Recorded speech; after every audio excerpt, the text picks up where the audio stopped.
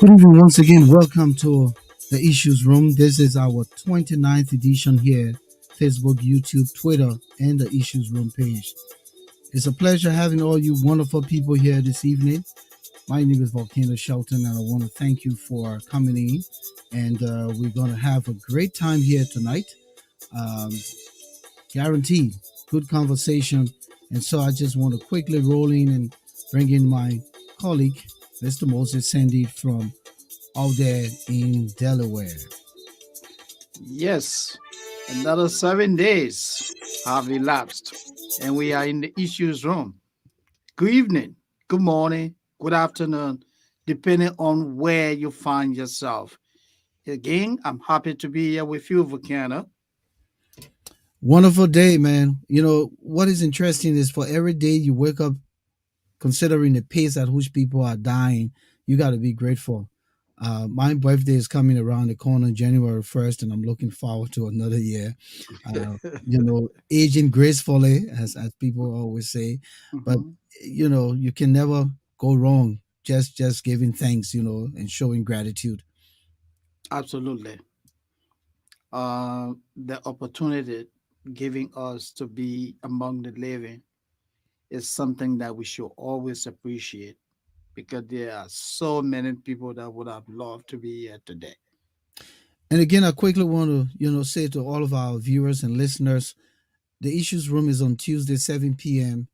and Friday, 7 p.m. but Eastern time, and then GMT we come on at midnight.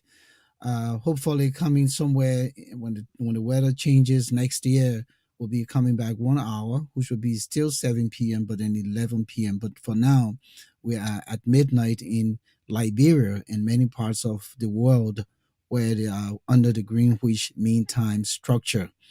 The Issues Room is an alternative media platform.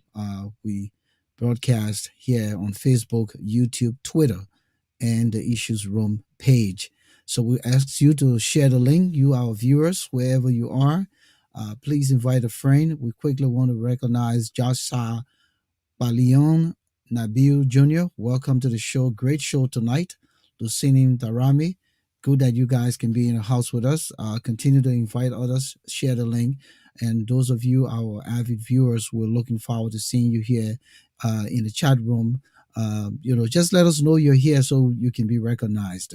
Moses, so many things happening in Liberia lately, and we're never short of conversations to hold. The topics are just incalculable all Too day, many. every day. And Mhm. Dada Lapi, welcome. If I got it right, and Jatu Sia Morris, welcome. Good to have you. It's just too much to talk about, and can even can even put a hand on what you want to talk about because so many things. But let's quickly go to our trending issues, and before we bring in our, uh, I wouldn't call them guests, but our panelists, because tonight is a different way we're going to do this. There's no Absolutely. guest in the house. There's no host in the house. We're just discussants who will come together and just hold a very good conversation around the bullets that we uh, put out there on the promo and etc. So let's start with trending issues in the news. I know you have something on the internal affairs Yeah. ministry. Am I right? Yeah. We have one significant situation that really struck the attention of the issues room and the training. A story is that the Ministry of Internal Affairs, that's Liberia's Ministry of Internal Affairs, uh, the ministry has cautioned those and traditional leaders in the country not to meddle into national state matters. The ministries threaten to prosecute or to chastise any zone or group of people that will meddle into national state matters.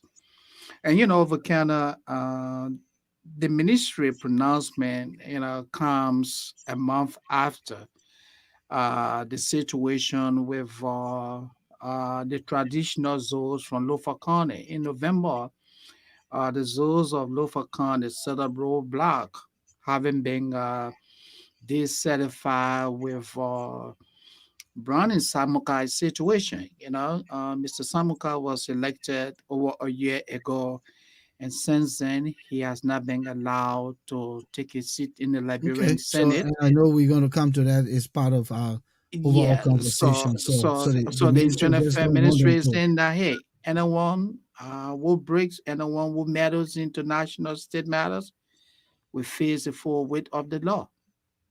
Wow. Okay. And then something else that came about yesterday, a portion of the intersection, or you want to call it junction at Dupo Road, Hmm. was set ablaze. And I use the word set ablaze not in a negative sense, but was on fire. And how the fire started up to the point that I saw what was happening, there was no cause.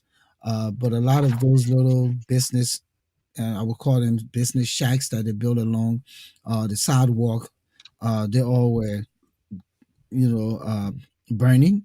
I believe from the numbers that I could see was probably 6 to 7 in the front, and then the fire was going in the back.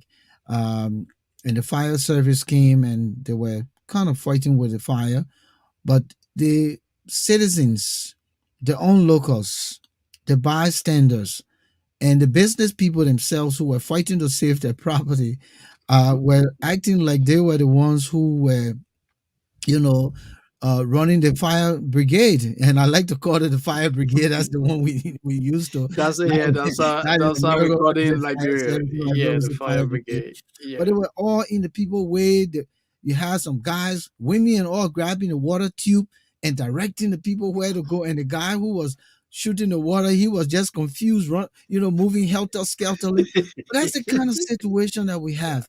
And lately, there's a lot of fire coming up, a Mhm. lot of fire.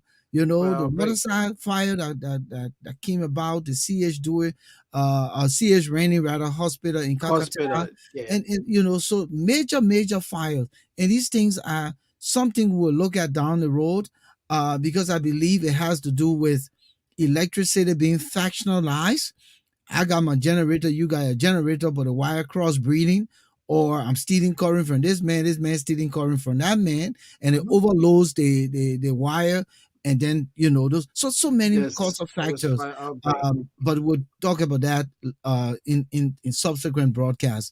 But without further ado, let's bring in our two panelists, our good professional colleagues in different disciplines who will join us here tonight to review some of these trending issues uh, in our political space. Ladies and gentlemen, let's welcome Mr. Dane Eugene Wilson from Philadelphia. Good evening, Mr. Wilson. Welcome to the Issues Room for the first time. Volcano, it's always a pleasure. I mean, I guess we haven't had face to face contact since the last event in Philadelphia, and of course Moses, wow, 20 something years. But Yeah. I think it's just an honorable thing to do to sit with you guys, President French, and to just partake in the conversation. I mean, it's always Liberia first. Yeah. It's all we have. Liberia, we both know. We all know that's what. Anytime anything French in Liberia, it catches our heart. I mean, just listening to both of you, our hearts go out to whoever may have been lost in the fire there and the So property. far, we didn't know of any death. It was just Okay. property Yeah. But damage. even lost to that, and just the trauma that was faced, Hmm. Yeah. it behoves all of us. But Thank again, you. it's a pleasure being with you guys. We Thank you. haven't seen for a minute, but we hope to have a good conversation. And Thanks It and will for be. and It will the be. invite. and Right. It and will be. Volcano, Let me bring in Mr. James Koiyan. Mr. James Koiyan is the Eternal Affairs uh, what? immense foreign minister The So best you more like the of Eula, for you, external, like no, but I mean, am I getting it right? Internal affairs, external, external affairs. external affairs. So external okay, so affairs. Yeah, you're like external the affairs chairman. the diplomat. Okay, Yeah, Mr. James you Coney call is it. also from Philadelphia, but he's now runs the Ducal Ivy League schools. Am I right? Yes. Okay. Welcome to the Issues Room. This is your second time around, and we want to say this is your platform. Good evening, welcome. Thanks for having me. Hopefully, I can give my little bit of contribution to the discussions for tonight. Let me just also send a copy. These are my personal views I'll be sharing. Okay. and not that of the authorities of the issues room. So hold me And responsible for not a, whatever. not a not a you lie. You like, okay. Yeah. All right, gentlemen. So let's kick the ball now. But We let have Precious Caroline Smith is in the studio. You want to say something, Moses? yeah, quickly, before we can set the discussion into motion, I would like to ask if we could give each of them 2 minutes to briefly talk to the many people listening to them so they can get to know them professionally. So maybe we want to start with Mr. Wilson. Dean, you want to tell our many listeners and viewers out there who Dean Wilson is? You're muted, Dean. Dean, you muted. Pleasure to be on. Well, Dean, Liberian, graduated the University of Liberia in 1981. I know a lot of the young folks, who are listening probably weren't around. We lived through the 79 crisis, the 80 coup. We attended university, graduated a degree in economics, and then were fortunate to matriculate, to an opportunity of doing grad school in 84. So I think it's been almost 40 years running. I personally, from New York to Philadelphia since the 90s in Philadelphia. And there's just a wholesome, it's just also a wholesome opportunity to just, deal with my people. Everyone who's, we've come in touch with, we've worked with, is always Liberian first, advocating, working with our people, our community, but have never forgotten home. So even though we've been away for over 30 years, but Liberia just remains dearest to us, and I couldn't just be more thankful for the issue room because you guys are just, you're really growing in terms of not necessarily numbers, but I find you very, very focused on the issues, and there's a huge connect with what you do here, and really working with our people back home, the plight, and of course, the election is coming. Everything is political, I guess, from now to 2023. But I'm humbled to just be on. Thank you. Volcano. So Yes. my name is again, like as I said earlier, I'm James Koiyan. I'm a resident in the city of brotherly love and sisterly affection from Liberia. I currently head the Lofa Federation in the Americas as its national president. I will be turning over very soon.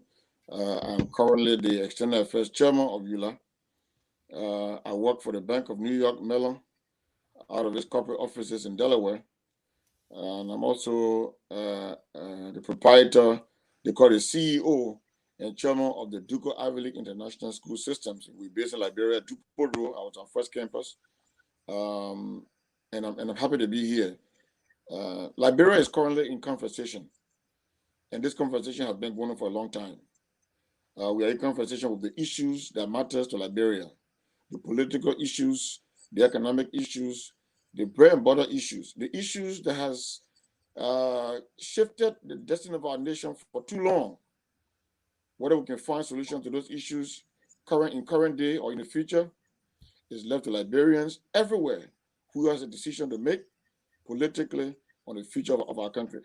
And I hope I can be an asset to this discussion and provide my own personal views on how I see Liberia and how I see the issues as the trend in the issues room. And I love the way you utilize the word issues. And that's why we are the issues room, because we discuss the things that matter. So, gentlemen, let's start this conversation with Dean, since he's the newbie in the room. James, you've been here. You know the culture. Moses, I of know. course, is a staff in the issues room. Uh, Lately, we've been following the Liberty Party. The Liberty Party is in crisis, and people are asking who's responsible.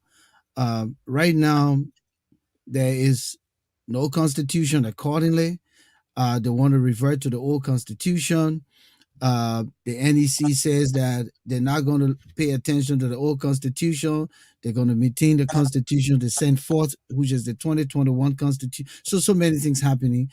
The chairman suspended the political leader and some higher ups. uh, because of due payments. He said that it was constitutional. The political leader comes back and say that based on the convention they had and some of the lapses in what was done, the entire process is nullified, and so there's no more a chairman, and they're going back and forth. Mr. Wilson, you've been following, I'm sure, these conversations. What do you make of, you know, something like this when absolutely uh, these people have come together with a hope that they will join forces, put their resources together, put their political expertise together to move the country forward as they profess to be the most dominant opposition if they were to come together. But just one of the offspring within the overall conglomeration is now in crisis. What do you make of this? Well, I just want to be as realistic as I can. If you look at what has evolved, not only the Liberty Party, but the CPP as a whole, And we'll come to the I think, CPP. We just wanted to yeah, focus more on the Liberty Party well, for the yeah, but moment. it's almost like you can't discuss one without the other. But I agree. my the overarching concern is that it always has to be an opposition bloc, and I think we're seeing splinter groups within the Liberty Party from the days of Zago going into the convention, going into the groups that are divided now with Musa on one end with his team and Yumli and Dillon on the other end. And I think it's not healthy, in fact, for the Liberty Party, but for, again, CPP as a whole. Contextually, I think it's a concern that it's almost like a house that is not in order, is divided, and the posturing there, the optics in the Liberty Party is not helpful in the sense that I think you may have heard yesterday the ruling from the NEC, which sort of held supported more the the side that Musa, is in fact the chairman, and then there's the political leader. There has been a disconnect, since the passing of Councillor Bronskin, but it's sad to see that what we saw once at a convention, that seemed united, Liberty Party is now divided. I wanted to throw it to you, Volcano and also Moses, that we don't know if this division has undertones that back right back over the CPP in terms of there was a posture with Dylan and Yuri and the other three comments on one end, Unity Party, and the other three on the other end. And now we see almost a split where Cummins is taking a side of the Liberty Party since the Yumby side is with the UP. But overall, I believe there's still a conversation to be held. This posturing with Dylan, or I'm sorry, Yumby maintaining control and ability, is in charge. There has to be a conversation in the room. There has to be a louder voice in terms of bringing the party together. If that continues, you see breakages and you see that ultimately affecting the CPP as a whole. So I don't know really factually how this may have emerged in terms of who challenged who's pulling away with power, who's in charge. But I think there is a standing constitution that was, in fact, I believe, modified during the recent convention they had when the very, Yomli was supporting Musa, ability. So the house is not in order. And my only advice is that please get it right, get it in order in time so that you go back into the CPP. And also Cummings, has to go back. There are four voices in the room. We want to see some unification in that voice because the overall piece that we have to be mindful of is that we need that opposition going into 2023. Anything that's splintered in the Liberty Party in the CPP, it just bears down on the aspirations of the Liberian people. Some of us who are watching outside in, we always want to see better for Liberia. We want to see a very healthy, competition in 2023. It's breaking apart now, and it's hurting a lot of us. So Okay. my advice would be very simple to Yumli. You are the leader. I mean, ability. You are the chairman. You guys get in the room and just kind of hash this thing out. I'm not in a position to give side to who's credible or who's not, but I'm just prevailing on them that we're rooting for them and we want to see this come back together. I mean, that Thank would you. be my take on it. James? James, you're muted. You're muted, James. Okay, Good. thank you. The crisis in the Liberty Party started with the formation of the CPP and the ego of those who are the key players within the CPP. You understand that when that Honorable Walker decided he was going to be contesting, or the Unity Party wanted to take him, the widely acclaimed notion in Liberia is that Walker is the only candidate that can defeat a George Weah. Now, the emergence of Cummings started to throw some dent in the ambition of Dr. Walker. Now, as I heard yesterday, there's another ambition.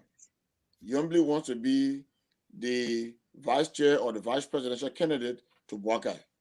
Cummings has a different view. That spill over into the Liberty Party. You have a party that has a chairperson and a standard bearer or a political leader, as they call it. You go to a convention. She masterminded the convention to remove Zago. Took the delegates to Bong or whatever they went to, had a convention. Removed Zago illegally, and Zago was complaining and complaining, and he left the scene. Belite took over because Belite had enough. You had a Dillon and the Yombly on one end, kind of convincing the inner circle of the party to remove Zago. Some people resisted, the few that resisted were seen as non-entity, as you call it, and they had their way. But when Belite took over, he had his own mission. His mission was you cannot be the standard bearer, and all the decisions is centered around you. So Belite also now started engineering his way out into the party to ensure he can he can disengage Yombly from some of her powers, take over the power as chairman of the party, or spread out power, the rest of the power that she has, to the executive committee. Now, there where the whole issue started. You know what I'm saying, right? So Yombly now is fighting back to get back her power. And Belite is resisting that power. So as you're working behind the scene all the information started further to Belite, he decided, okay, we'll find a way out to get these guys. Everyone who opposed him, the simple thing you can do is to go to the Constitution. You cannot be a member of an institution that requires you to pay dues and you don't pay your dues. Then you are not a member. So he got them by not paying their dues. What does the rule say? You don't pay your dues, you are warned. If you don't heed, you are suspended. But listen to what Dillon said. Dillon said, to whom are we paying the dues? To ability? We can't pay due to ability. So they are aware that it's a responsibility of them to pay their dues, but they will not pay their dues because it is most ability. Now, to come out with this issue of I have the authority to nullify a convention, that's the most ridiculous thing I've ever heard anyone saying. This is a convention that has all of the parties' mechanism that met and took a decision to nullify that convention. You need another convention. You cannot. There's nowhere in their rules, in their constitution, says the political leader has the power to consult with few of our officials and go and just sit down and say you nullify the election of a chairman that has been in office for almost 4 or 5 months, or for almost a year. I think that was a serious error on her part. And unless they sit down as an institution to resolve this, it's going to hurt them. It's going to hurt the CPP. And the next thing is, where is the leadership of my uncle? Look, your mechanism is breaking apart. They are breaking apart. The CPP is breaking apart because the crisis in Liberty Party. And the view as the godfather, not just the candidate, as the godfather is not able to resolve it or talk to the candidates or talk to the party to resolve the issue, even though it is not your party, it brings leadership into serious question. Yeah, I will deal with the Dillon issue later, but I will stop that far. Moses? Yeah, look, James and Ding have said a lot, and I agree with them absolutely that the crisis in the Liberal Party has serious implications on the CPP. Um, and I would like to begin by responding to the comment which James made that the political leader of Labour Party uh, does not have the power to overturn a convention that was held. I had the opportunity of listening to Senator Yombli Kanga on Saturday, at which time she and some members of the National Executive Committee of Liberal Party convened on the Oro at another party headquarters, and they decided to take the action.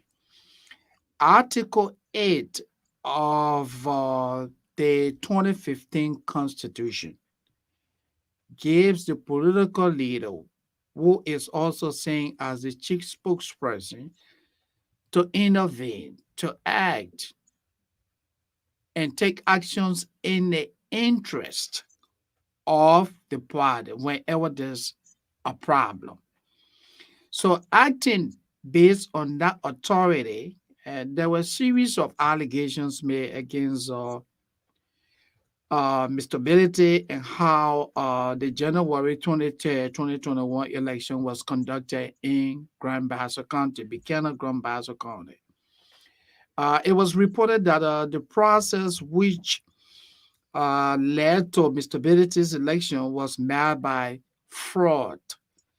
The 2015 Constitution's calls for a quorum. When they assembled in Buchanan, according to Senator Yombli Kanga, there was no quorum. Yet the process was what manipulated. And again, this is where everyone in the party really screw up. Well, Uh, Moses, let me complete my thoughts, James. They all screw up in the process by saying that hey, you had no process. I mean, you had no quorum. Your constitution calls for quorum. That was not observed. You manipulated the process, and Mr. Billeted, emerged as chairman of Liberty Party. So that was the first mistake now they made. To correct this mistake, I it's going to take them probably. And the Elections Commission now has come to say, hey, we don't recognize the 2015 Constitution as far as we are concerned. The only Constitution that we are aware of is the amended, 2021 Constitution. So whatever that happened with reference to the 2025, 2015 Constitution, as far as we are concerned, doesn't matter anymore. So this is the catch-22 situation they are currently struggling with in the party, and this has a serious implications on the CPP because Liberians out there following the process in the Labour Party are now beginning to ask themselves, if you cannot resolve your own internal problem, then who are you to tell us to give you our political support? This is where I agree with James, and this is where I also agree with Mr. Wilson on. So, Yeah, the consequences are huge. okay. Mhm. So, Yeah, James, let me you wanted stop to there. inject something Yeah, go quick, ahead, and I James, can come quickly. in? James, Oh, you keep he's mute muting. again. Keep muting. Just leave so your mic open. okay, you went to a convention, and at Yes. the convention you said you didn't have a quorum, but yet you recognize you chaired the convention as the convener and the chairperson of that convention. You accepted the result, get out and come back and say, well, the convention we didn't have a quorum, so I don't recognize the result now. Who are you? Who are you fooling? I think the issue in the Liberty Party has to do with ego. The ego of all of the leaders, Senator Dillon, Musa Belete, Senator Yombly. There is something behind the scenes that many of us are not aware of. I heard some of it yesterday from the party's treasurer. About now we're getting to know now. I understand that Yombly wants to be a vice presidential candidate to Buckeye, so they will do everything to manipulate the party's constitution and the internal mechanism of the party, to get her wishes met. But here's the situation. You want to neck. Neck is saying, look, as far as we're concerned, you had a convention, you had a document that came out, we have a copy, we will recognize this copy. The only thing that can change the result of the document you got with us, two things. One, go to another convention. Two, go to court. So why are they rumbling around? Go to court. Maybe I don't even know whether she's going to the Yombly fashion go to court to put an injunction on the convention that's coming this weekend in Ganta, the Ganta convention. And I don't think they will because of today the date we have now. So they need now, I said waiting for the dying meeting, go to court, file injunction, and the ability can will oblige and give them time to go back and file whatever claim they have. But all of us understand that she doesn't have the authority to do this. No authority. So I think from all sides here, we've laid the cards on the table. We've structurally analyzed the situation, and the truth here is everyone screwed up, and the pointing finger of one person and the other person. First of all, if you know that you didn't have the quorum to hold a convention, then you shouldn't have. And Yes. to say that Yombly was out of the country, then that would be something we can say, oh, she was not in the country, but she was a Yeah. participant. And at the time, they all were darling, they were hugging, they were in a convoy, they were merrymaking. They all had fun at that convention that brought Mr. Ability to power or the chairmanship. But again, I think we all agree that something is way deeper than this. But what is happening here is that, from my perspective, is it's telling the Liberian people that these people are not ready. We were hoping for a conglomeration that will look at the bigger picture, find strategy, put what you call working documents and plans together that would move our country if they were to come to power. And none of these things are being done. Instead, they're in chaos. They don't have the time to look at, the Liberian people's plight, their needs. And oftentimes none of these folks come to power on any kind of what you would call the document that they put together, working document or strategy that will do something different from the ruling party. And the time to take to be wasting time here and going at each other neck is not helping, because all it's doing is buying time. Now, if it is their plan to get the CDC or the power, they're only providing more of a cushion to the CDC on this matter. But let's come quickly to the issue of Billy holding a new convention, grabbing some of his supporters to go and convene a session of partisans, to deliberate the future of the party and to endorse, accordingly, an unknown politician as their choice for collaborating political party standard bearer. So this thing is getting deeper. And Yeah. who is this unknown soldier? I would call him, if I wanted to be figurative. Who is this unknown politician that they're going to be bringing to the limelight? Uh, so are we going to have a Liberty Party and an independent Liberty Party? Because we've seen that time immemorial. We had an NPFL, an independent NPFL. We had an Inquirer newspaper, an independent Inquirer newspaper. I hope one day we'll have the independent issues room. But I'm just saying, I'm just saying, Yeah. are we looking down that road? And I thought to throw this out here because if they don't see eye to eye, Mr. Wilson and Mr. Koiyan and Mr. Sandy, then we can find factionalization at some point. And we Yeah. see this happening in most of our institutions, even churches that held together sometimes break apart. The people who should be serving God, they sometimes break apart and go form their own congregations and stuff. Gentlemen, who wants to go first? You're Well, look. muted, Dean. I keep telling Uh, you, uh, leave your uh, mic. uh, let, Dean, you're muted. let me Let just kind me of let me take let a me let come me in. just take a let me just take a bite at. Mr. He can't, who want I, to go? Okay, I, yeah, go ahead, Dean. Oh, go ahead, well, Mr. Wilson. let me just take a let me take a bite of this. I mean, James said it right. I mean, Volcano and Moses, we all have. I think there's a simple way forward, and I'm just gonna be totally, advising Ability and Young Lee as well. If the issue here is who really leads the party, then we must first come to understand and agree that there was a new constitution or an amendment to the constitution that was submitted to the NEC. Right now, as it stands, Ability is in fact the chairman of the party, even though Yumli is the political leader. Now, if the issue is dues payment, and I think it's around $18,000 for Yumli and 6,000 for Dillon, then the way forward is to pay up your dues if that's the constitution and you want to abide by it as the leader, and ability is just hounding that, then you find the $24,000 between Youngly and Dilla and pay the dues. If you don't have enough money, issue the injunction, pay your dues, and then that's unity, between them, and go to a new convention. Now, at the new convention, you decide, in fact, who the leader is. I mean, in fact, not the leader, but who the new chairman is and the new code of officers. And I think that way, Yumbi still maintains leadership, within the party. But to just have this split is only going to result to Billy taking the party in one direction.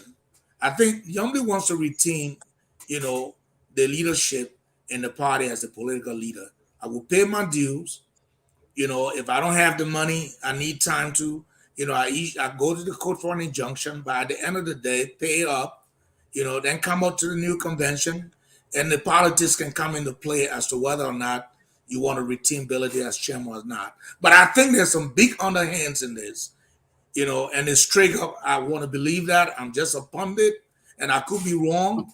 This all emerged after I think Youngly and Dillon sort of show support to boycott, and I think I could be wrong. And Mr. Cummins, don't hold me responsible, but I think we saw in the beginning that in fact Cummins was making his way into the Liberty Party when he had the arrival ceremony, and that's kind of heightened up Musa, and we started seeing more like let's split away from that loyalty to boycott and let's be independent.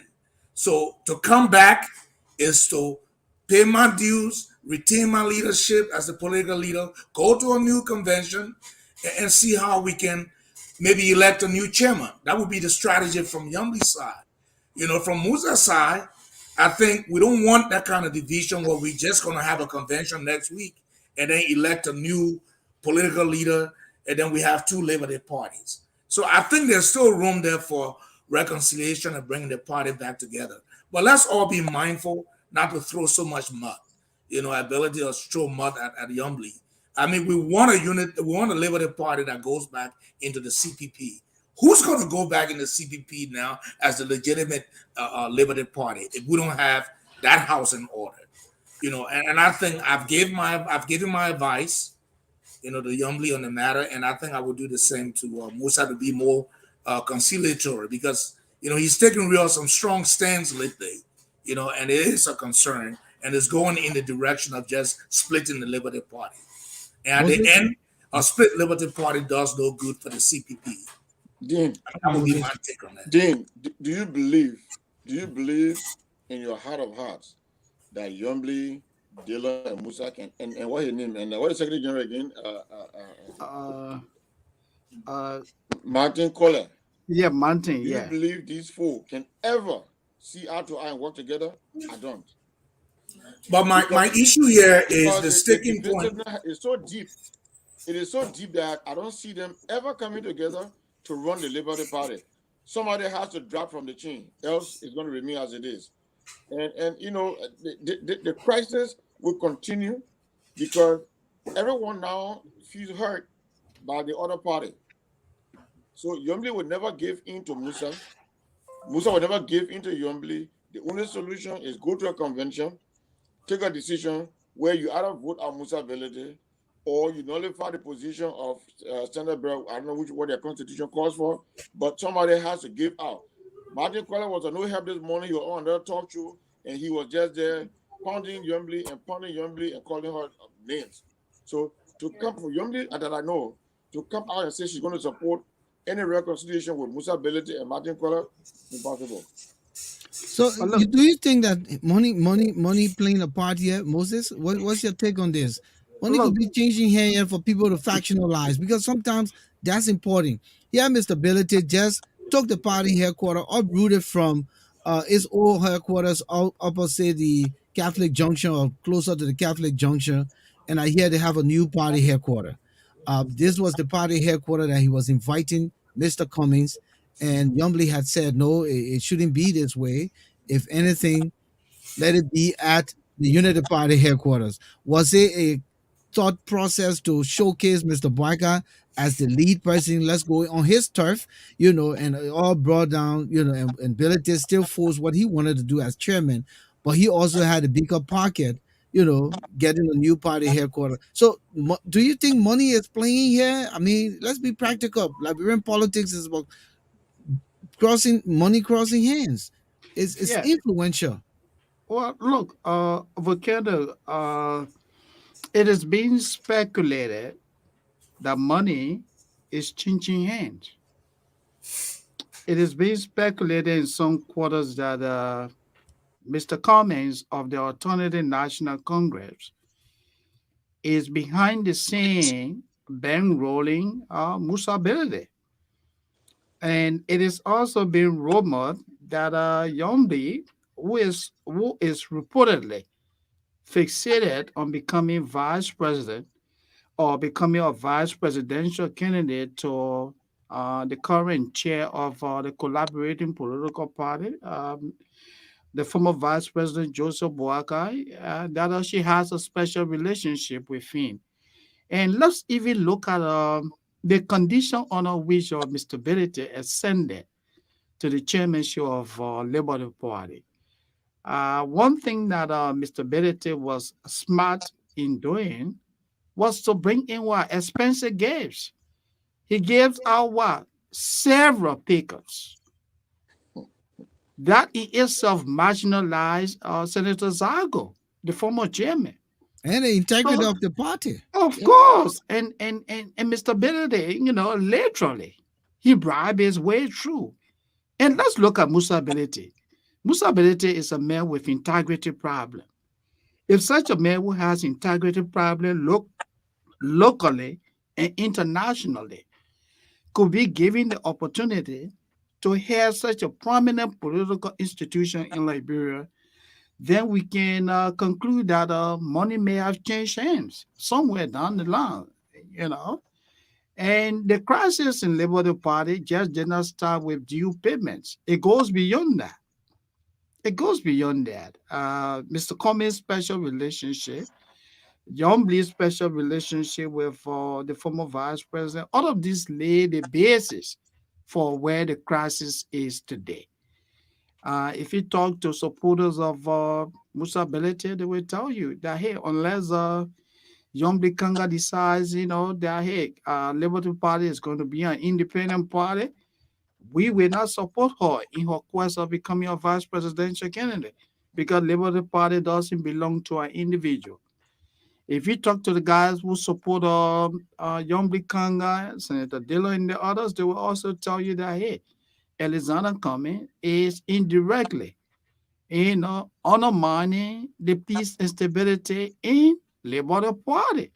So with all these things happening behind the scene, I will agree with Mr. Koiyan that to see peace prevailing in Labour Party is going to be a significant challenge. It's going to All be a right. Let significant me just challenge. bring this other Mhm. piece in because it ties in here. Yeah. We see the same document issue kind of came about in the CPP. It was the same thing. Document that was submitted was tampered with, and Yes. we find document again constitution submitted is tampered with. Mhm. Uh, and from the CPP as the bigger conglomeration now it spews down to one of the offspring within the CPP. Then what is the current chairman doing about all of this? Because the internal crisis in the CPP proper was not even resolved.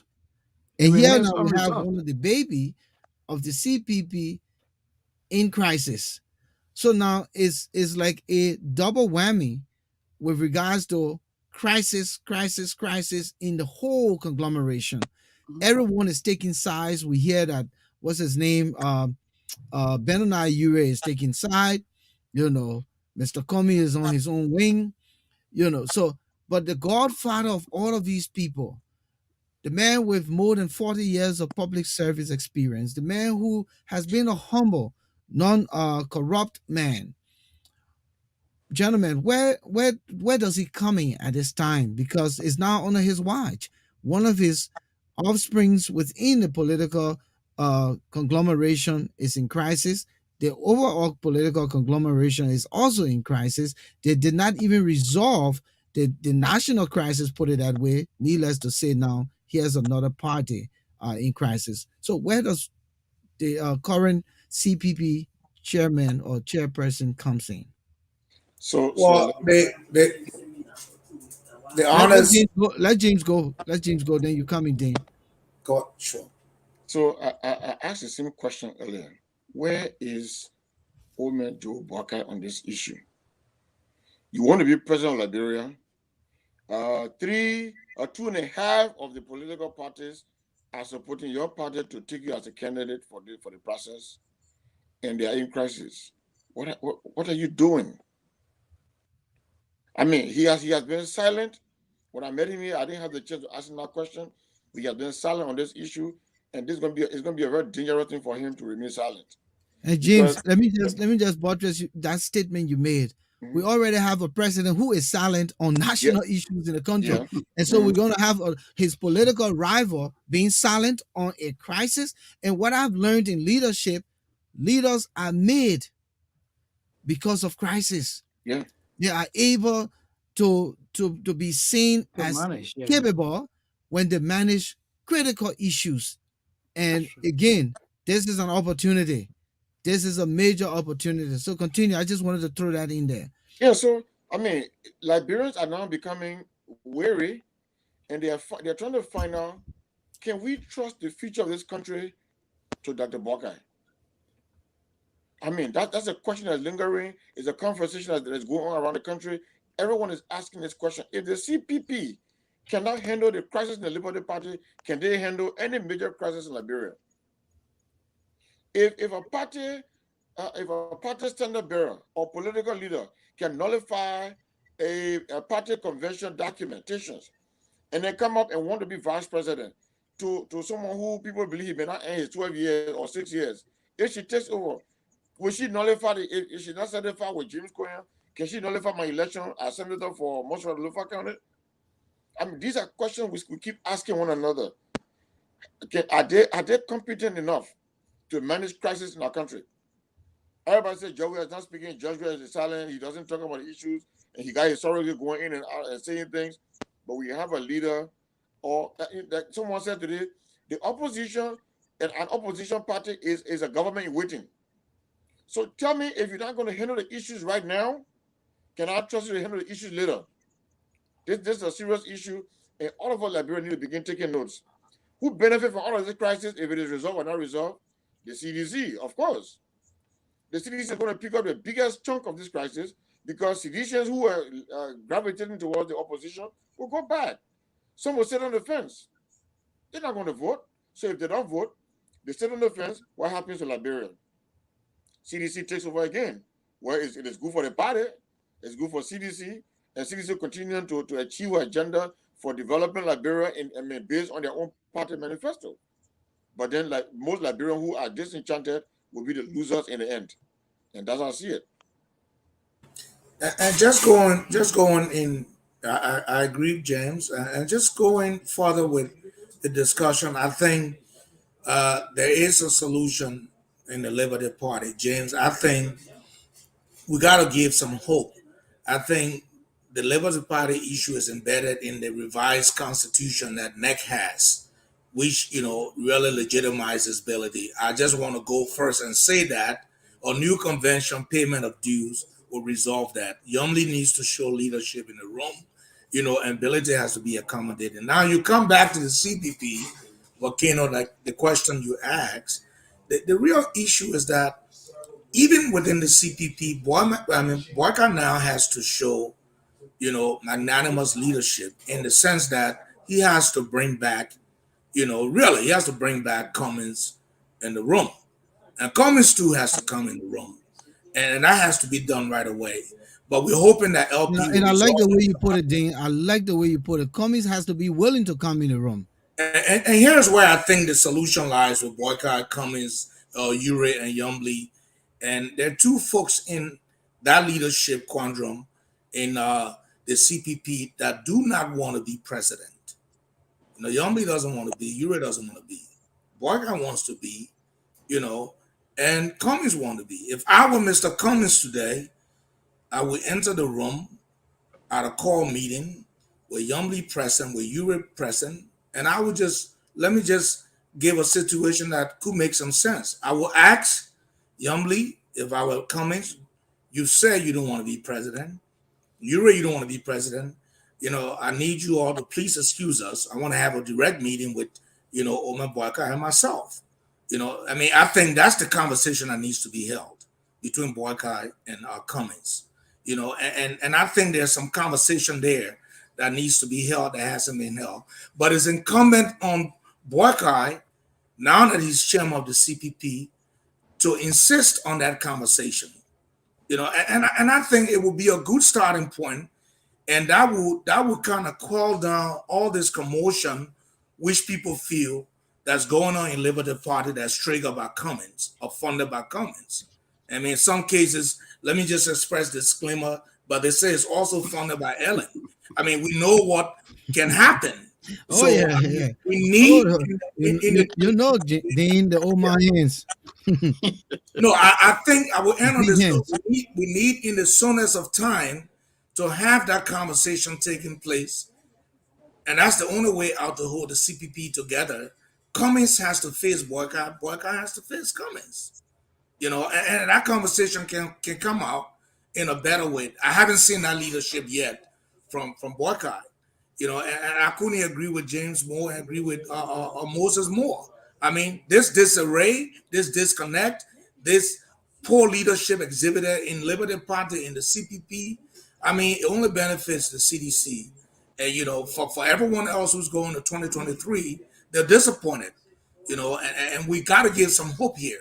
So Boycott has to do something. He just left the states. He left the U.S. He needs to have that conversation with Cummings. And I think, again, I say, Yumbi, pay your dues. And I still have hope to saying that, James, there is a solution that could be reached, in the Liberty Party, but there's more to be done in the CPP. And I agree that there's money, filtering around. And Cummings is going I think we've run out of time on this combination, Moses. So let's just move to the next segment. We're watching time here. We're almost at 8 o'clock. Sure, sure. Because again, the hope is you guys have laid some good possible solutions to the problem.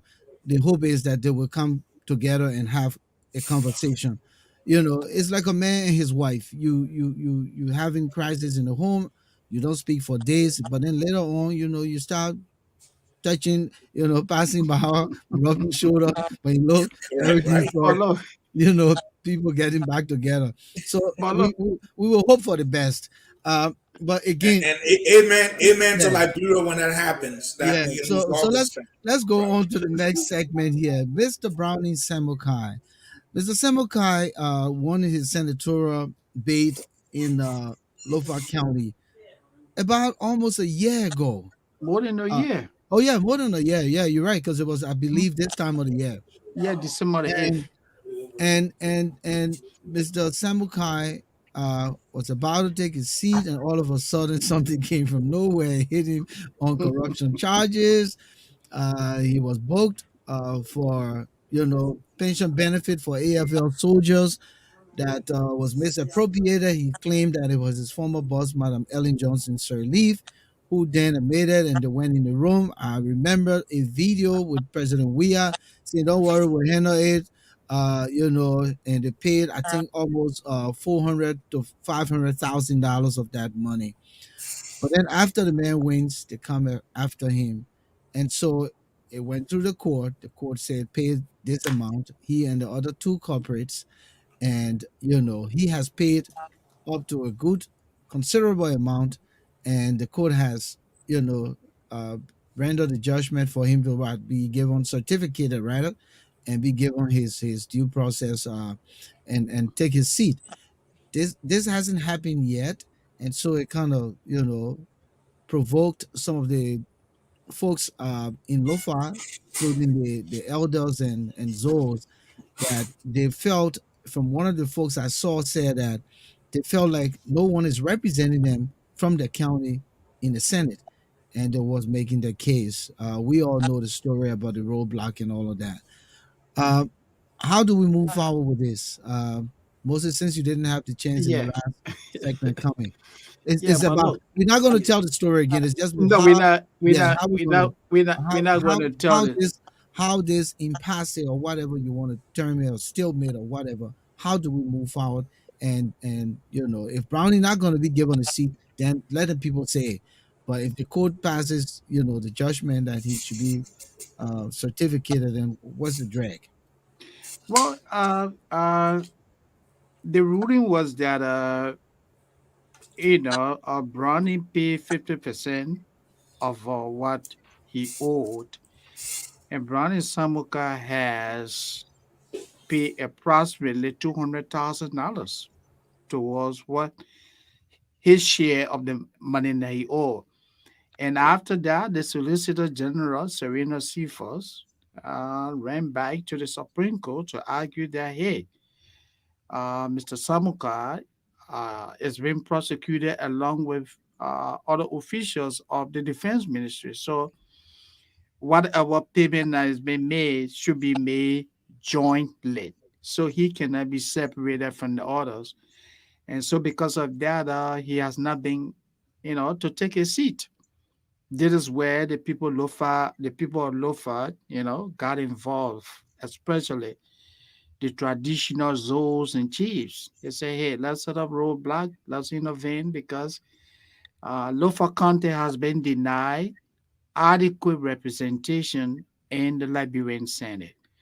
But Volcano, this is where the hypocrisy of the CDC government comes in.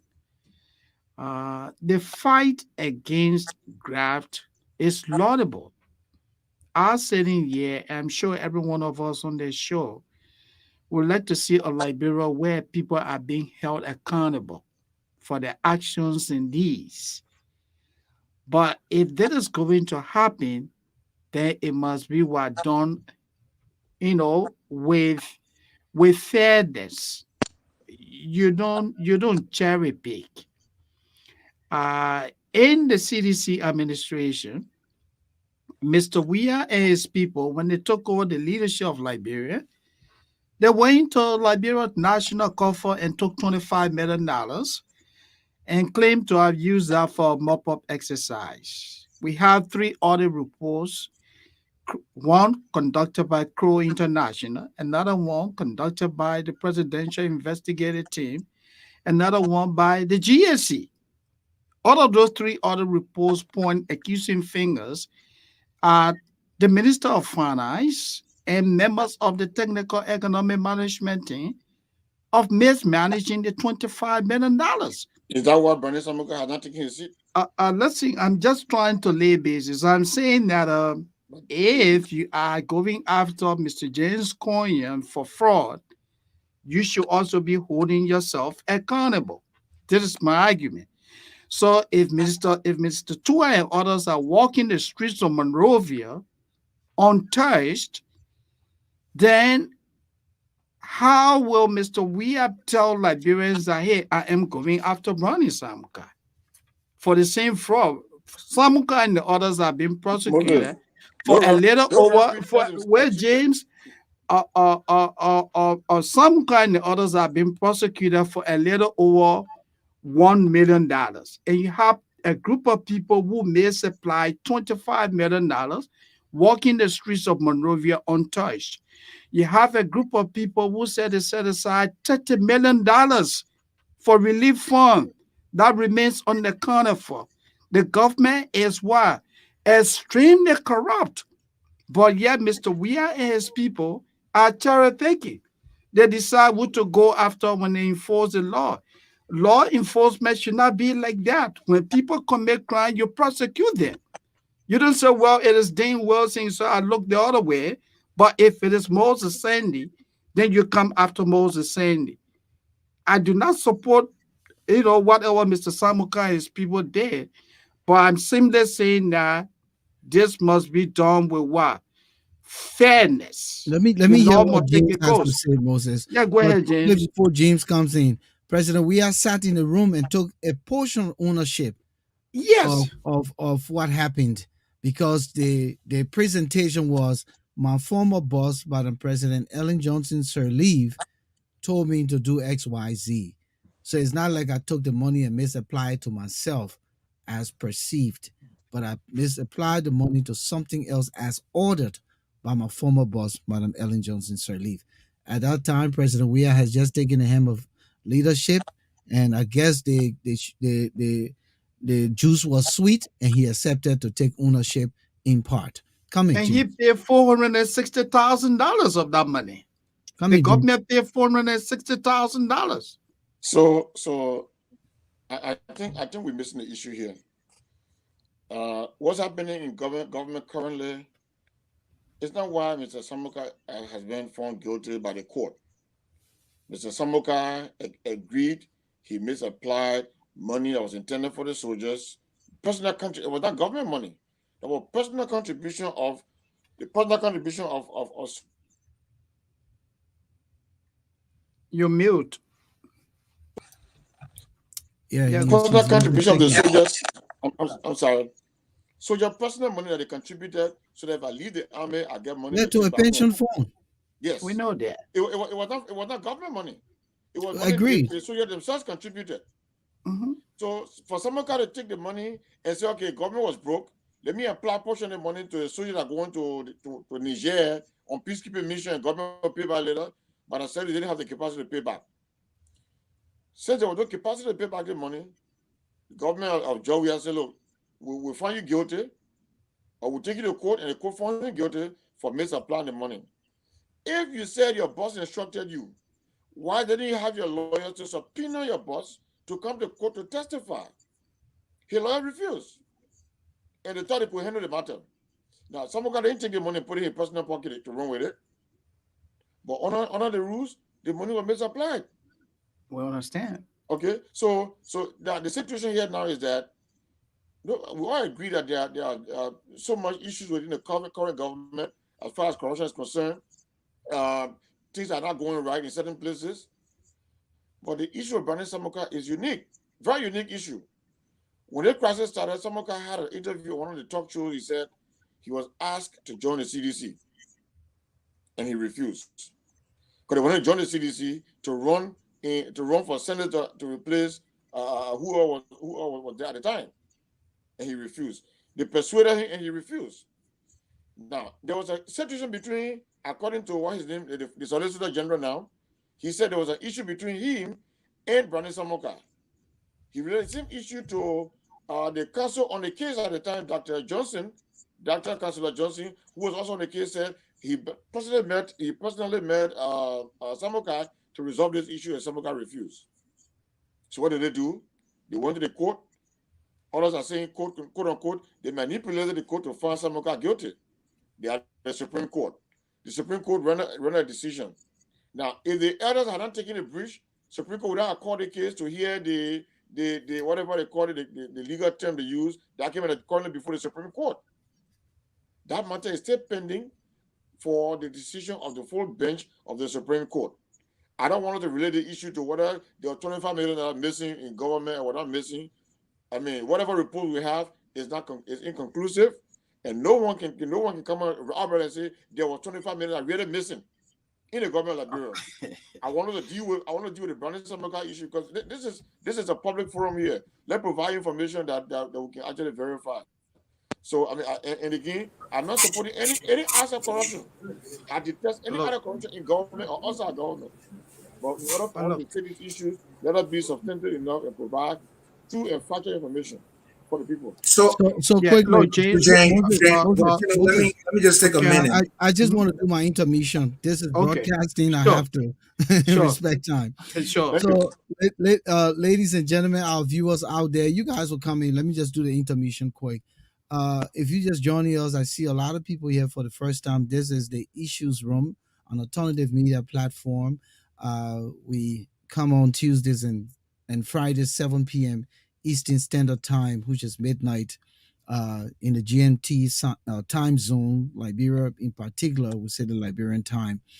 Our broadcast will look at contemporary issues trending from politics to sports to health to entertainment. We look for the credible people to hold these conversations. And Liberia, as we said, is not just for the issues room. We look at Black Africa and we look at Black nations around the world in the Caribbean and so forth. My name is Volcano Shelton. Moses Sandy is a part of the issues room, but we have two discussants here tonight, Mr. James Koiyan and Mr. Dane Eugene Wilson, and we're looking at a slew of topics here that currently making news in Liberia. We're going to take a few more minutes on this.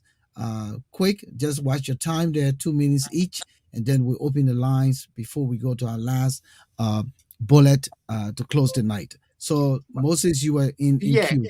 Come in. yeah. I, Two I just minutes. want, I Look just at your wanted time. to help James understand that as a media person, whenever we in the issues room speak, we speak on public information. One thing we try not to do is to spew falsehood. There are several reports, media reports that are out there that made reference to three other reports, one by Crow International, one by the Presidential Investigative Team constituted by Mr. George Weah himself, and another one by the General Auditing Commission. The three other reports hold Samuel Tua and the others accountable for malfeasance. So, James, this is not falsehood. I want you to take note of that. That everything we made mention of is in the public domain. Let me give the opportunity to Dean to Come comment. in, Dane. Well, I think on the Brownie Samukai issue, there are lessons to be learned here.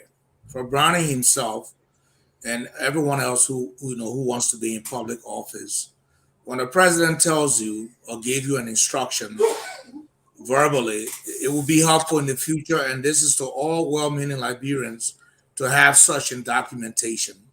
Probably it would have augured him well to have that letter written that he would have submitted, to defend his action taken. There is a lapse and there is a need for capacity building and neck in the formative stage when a candidate or anyone wants to run for public office. They have to be censured if they are in fact ineligible. If there is in fact any reason to say that they violated the laws or they've been indicted criminally. That issue was, and the question by Volcano is the Brownie Samukai issue. But what is stressful, and agree with James, let's stick to the issue. Yeah. That issue was, in fact, presented to the circuit court, and he was found guilty. And that was a judgment that he lifted to the Supreme Court. Had NEC done its job in vetting Brownie Samukai, we wouldn't have been in this quagmire. So I think the NEC can learn some lessons from it.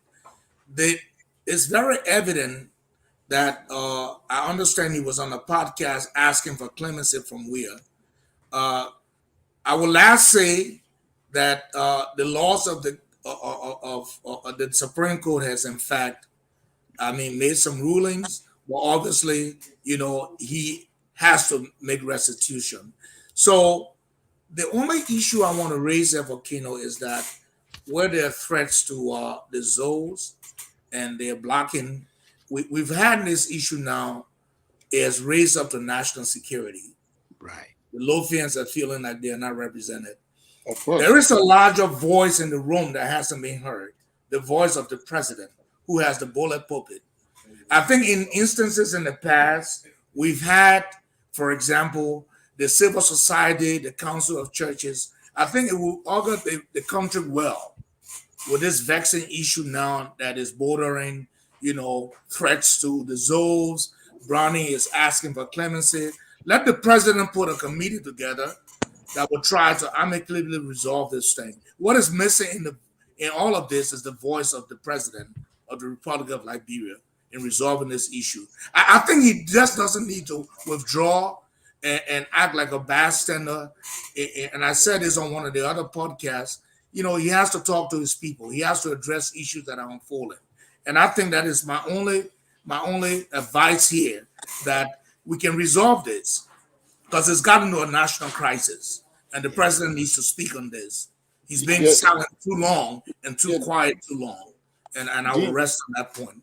I Dean, let me agree. let me let me just speak to what Mr. Sandy said. I'm Said, not here come in, yeah. questioning. I'm not questioning whatever you said here. I'm just saying to you, when you introduced this topic, we had the discussion on a specific topic line. If you want us to discuss the Crow report, the 25 minute report, we can find another day and we can piece this report out and bring out all of the media reports and let's discuss those issues. I want to discuss the issue of Brownie Samukai. Samukai misapplied money that was intended for soldiers to a government project that government should have paid. The government didn't pay, and the whole responsible. He should have indicted his boss, but early Justice Selig, whose government was described as 7 times more corrupt than any government in the history of Liberia. Okay, now government of Liberia paid $459,000. So the fact that they paid that money, it was their acquiescence to pay back the full amount because they agreed that the money was spent on government project. They didn't do that. They came back and said, well, we paid the money because it was a national security issue. We have government saying that through Mr. What he named the Solicitor General. We paid the money because it was national security, so we didn't want any confusion, so we paid that portion to give our soldiers a relief. For me, that was just crazy. If you didn't misapply the money, you should have held him accountable from the beginning and allow this matter to be resolved through the courts. All right, let me bring a I just caller want in. I have a my call. Moses, question. I have a caller. This is the segment of the caller. A caller is calling all the way. Caller, you called from 38067, last 4 digit. What's your name? Where you calling from? Oh, good morning. My name is Sam. I'm calling from Australia. How you guys doing this? It's good to have you, Good. man. Where in Australia? Welcome, Sam. I'm calling from Western Australia. Western Australia. How's the COVID? Is everything good there? Yeah, in my state, the COVID is okay. We've been kind of like a bit on the isolation for some time, but in our state, we've been okay Thank you. for Thank you. months now. All right, you're following the Yeah, so conversation. COVID, yes. Yeah, the last brother that spoke, I think his name is Moses or something. Yeah. You see, I want to disagree with him and people that always use the word misapply. Okay. The reason why I disagree with people when they use that word misapply, there was an investigation that was carried on that even the defense minister now and the chief of staff attested that this money was used and not a single cent was misapplied when the instruction was given by the president. But let me And pause you there. recently, Hold on. Let me just clarify. The misappropriation he's talking about had to do with the $25 million for mop-up exercise. So if you're talking about Moses, oh, okay, so let me clarify that. okay, James is the one saying that the money was misapplied. But go ahead. okay, then that's it. That's okay. Yeah, brother James, Okay. brother James there, because you see, in the Liberian law, if you conspire with someone in a criminal case, you become a criminal facilitator. Is that correct? Yeah. Let's agree. So my question I sometimes ask people, and this is why I tell people, I say, President, we are a team are not smart. Just common sense. This identical Brownie Samukai case, it was too broad, it was too exposed for the government to have engaged herself into it. Now, Brownie Samukai and a team of lawyers requested for Madam Selig and President Weah to come to the stage to attest that yes, Madam Selig gave the instruction, and yes, President Weah admitted to paying this money, and the Supreme Court denied that request. They denied Brownie Samukai that opportunity. You see, Liberia, we should stop promoting these things. This Brownie Samukai case is completely political. The District 17 lawmaker Abu Kamara, he took salaries from 2 different government accounts, and he admitted that he was going to pay back this money. He was found guilty. Yeah. And he used this money personally, right? And they allowed him to take a seat while paying this money. I think the representative or the senator for Grand Crew or River says similar case, and that person is paying back that money. So the $1 million question here now, why Brownie Samukai case is different? And the next question is, the government has paid up to $400 and some more thousand in this case. So should we say that the government is a criminal facilitator? And should we say the Nufians are different from Abu Kamara and the others? And you see, these are some of the things that can cause chaos in the country when care is not taken. Thank you, So man. Listen. we need to stop. We need to stop polishing this thing. Wrong is wrong. Brownie Samukai should be giving his seat. Brownie Samukai did nothing wrong. President Weah went on the radio and admitted that he was going to pay back this money. Everyone knows what's going on. You know, when we come on the public radio like this and we try to give excuses for the government, it gives the government reason to go back and keep doing the wrong. How many years, how long are we going to keep giving the kind of statements that will give the government after government reasons to keep doing things that are wrong? I think this is absolutely wrong, and every platform should be able to stand up and look up to the government and tell them this is wrong. Wrong is wrong.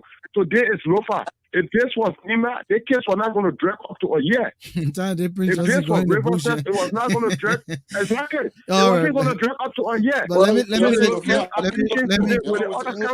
James, hold on, James. So thanks for the time, my brother. Thank you. And you enjoyed the time because all the way from Australia, we wanted to respect that time difference and all of that. So thank you so much. Make the platform your platform. Share the link, okay?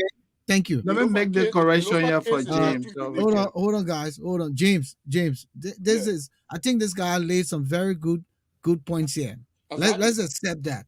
He made some significant points. Yeah, I totally forgot about Abu Kamara. I totally forgot about him. Who took the money and put it in his pocket? That is why and they allow him to take a seat. This is a political issue here. I started by telling you this man was asked to join a party that he refused to join. So ultimately, you know, just as the government went after the former associate justice, they're going to go. I mean, the Machiavellian principle will go after anybody who does not support the ideas, which is actually wrong. I don't support that. I think Brownie Samukai was allowed to contest. She should be allowed to take his seat while they are discussing the issue of restitution of the funds. But there was a specific order from the court: pay back the certain amount of money, and you'll be allowed to take your seat.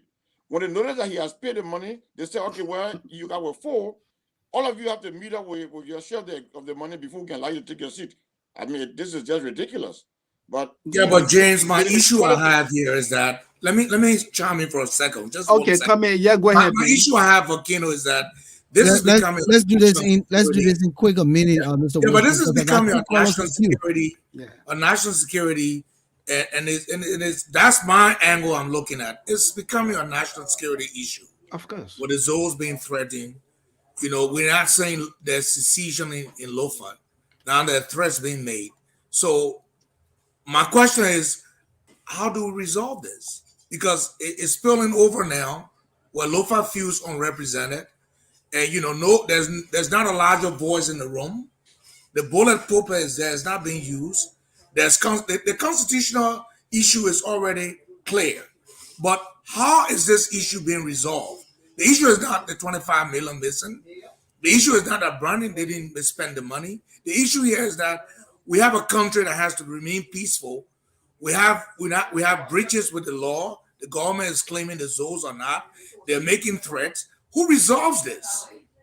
Where's the voice in the room? Let me bring the 2 callers in. I got 2 callers in queue. And that's my concern. From Georgia, right? You calling from Georgia? Yes, sir. Yeah. What's your name? And you following the conversation? Yeah, my name is Amos George. Let me just make a comment. Thank you. This whole saga of Brownie Samukai, President Weah is responsible for it. Because President Weah came out to announce that his government was going to take full responsibility to pay this money back. They had a meeting, I think 2 or 3 meetings. Samukai, President Weah, and Ellen Johnson Sirleaf.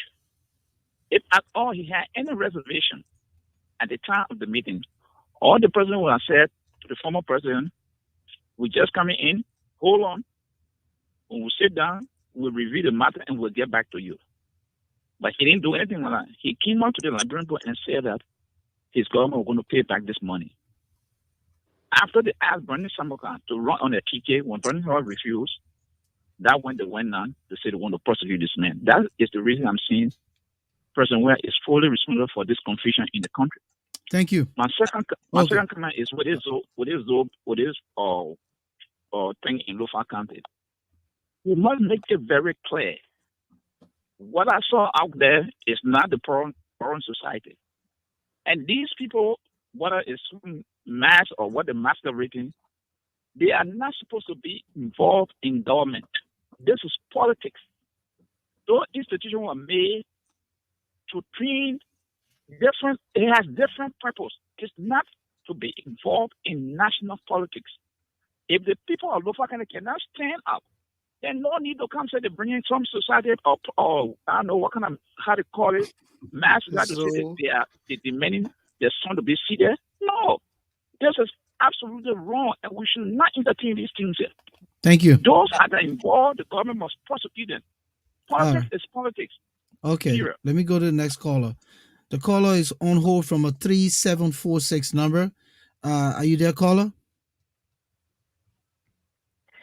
Caller, are you there? Yeah, I'm right here. Okay. What's your name and where you calling from? This is Kesselly, I'm calling from Texas. Welcome. You following the conversation. What's your take on the conversation here tonight? Thank you very much, and thanks to your colleagues in studio and the guests. Shelton, if you and everyone of us here know very well that almost every Liberian know that there is one major sickness Liberia is faced with, and that sickness is corruption. Corruption from the inception of Liberia. Every government I have ever heard of come to power is always complaining on the sickness called corruption. And I'm sure corruption is the one that is leading to all the sicknesses, bad governance, and all of that. But when it comes to solving the problem of corruption, I notice Liberia, we are always divided. Everybody has a side when it comes to corruption. I think if we all can just come together as Liberians, put together and say, hey, this person is corrupt, they are doing bad, regardless of that person being your brother or sister, or you being part of that government. If you see corruption don't hide. Corruption is visible. The moment it comes out, you know it is there. If we all put together and fight this thing called corruption, I think we can help solve Liberia's problem. We Liberians ourselves are helping to in the country.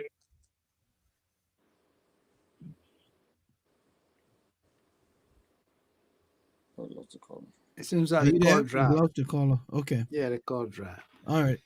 Yeah. Caller so- calling from a 8067. Yeah, this is Sam. I just called back to disagree with what just forgot his name. The caller that spoke about the traditional people being involved. Okay. Are the traditional people not Liberian? Are they not Liberian? You see, this is the reason why when leaders are doing the wrong thing, there should be a point where they themselves should sit down and look at themselves. Go ahead. President Weah, when he went on a visit, or before President Weah could go for a visit, the Senator Steve Zako spoke and had so many press conference, and even sent a letter. And there were a lot of engagements that were done. So my $1 million question here, the people of Lofa use every other means that they had to use. All right? With the exception of the traditional people being involved. What other alternative were left? This was the reason why the war went, there were war in Liberia in the 90s. Because when people that talked to President Doe and President Doe refused to find a point where he could come to himself and say, I need to make a U-turn. And the last alternative that was on people's mind, that was what the youth.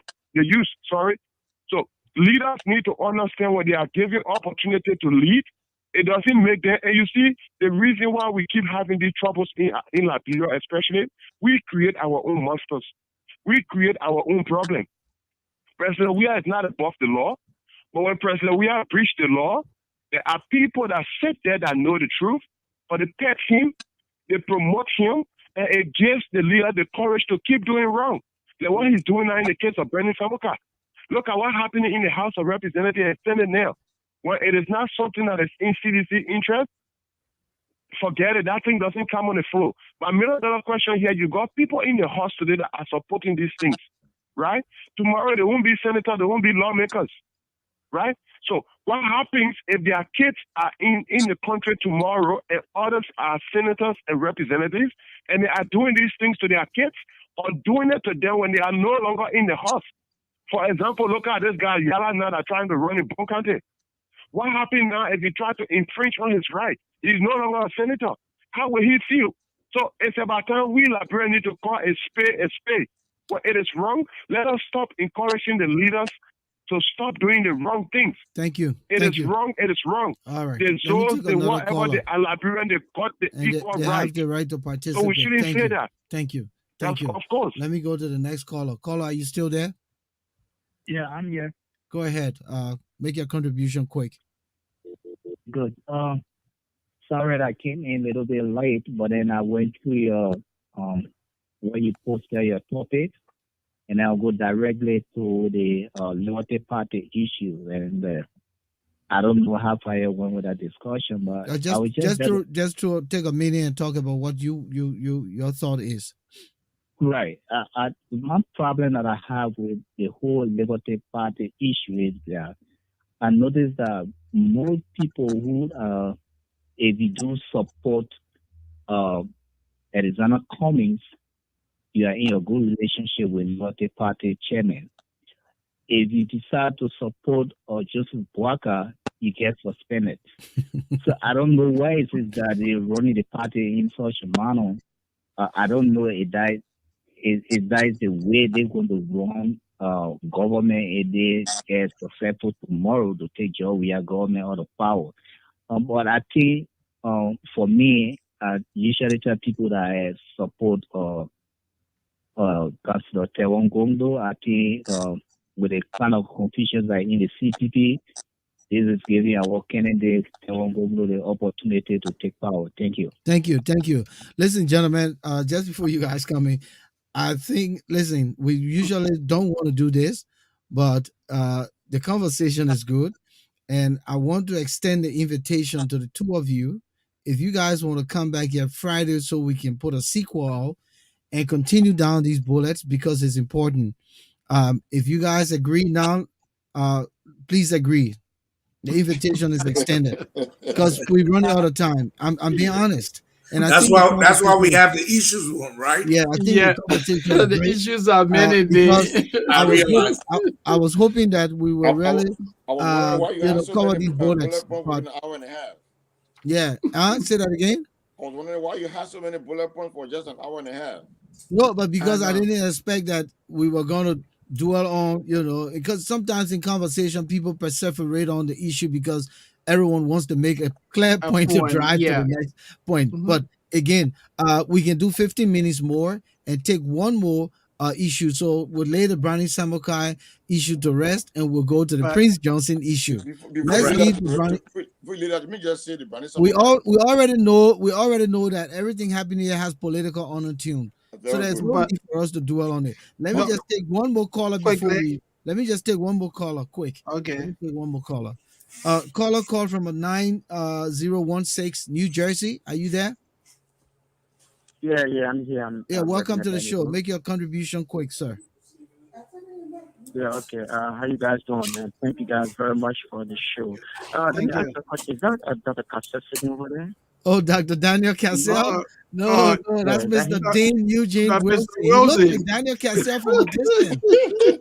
Except he doesn't have Daniel's millions. Mr. Wilson. I was in Jersey, but I moved to North Dakota. I'm repping the Danico. Well, okay. Hold 1 second. There is a caller here telling us we should go 30 more minutes, 2 hours max. Is that a consensus? Okay. Not you, caller. Hold on. I'm talking to my studio panelists. Would that be a consensus? 30 more minutes? Fair enough? Gentlemen? Is that fair, gentlemen? Yeah, fair enough. Okay, all right. Okay, Mr. Wilson? I'm following James on this. My James. Go ahead, James.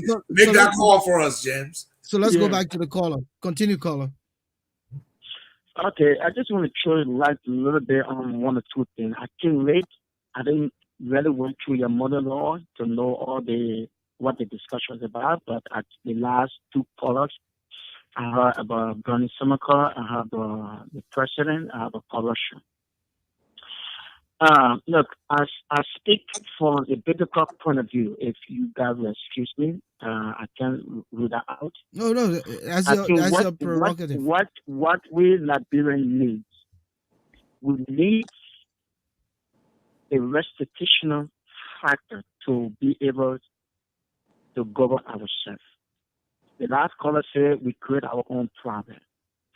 We Liberians, we don't like or want to take responsibility. We always want to throw our own responsibility on another person. If we do that, the problem will never, ever be solved in our country, and there'll be a chaos every day and night. We need to take responsibility on our own problem, on the issue, to solve the problem.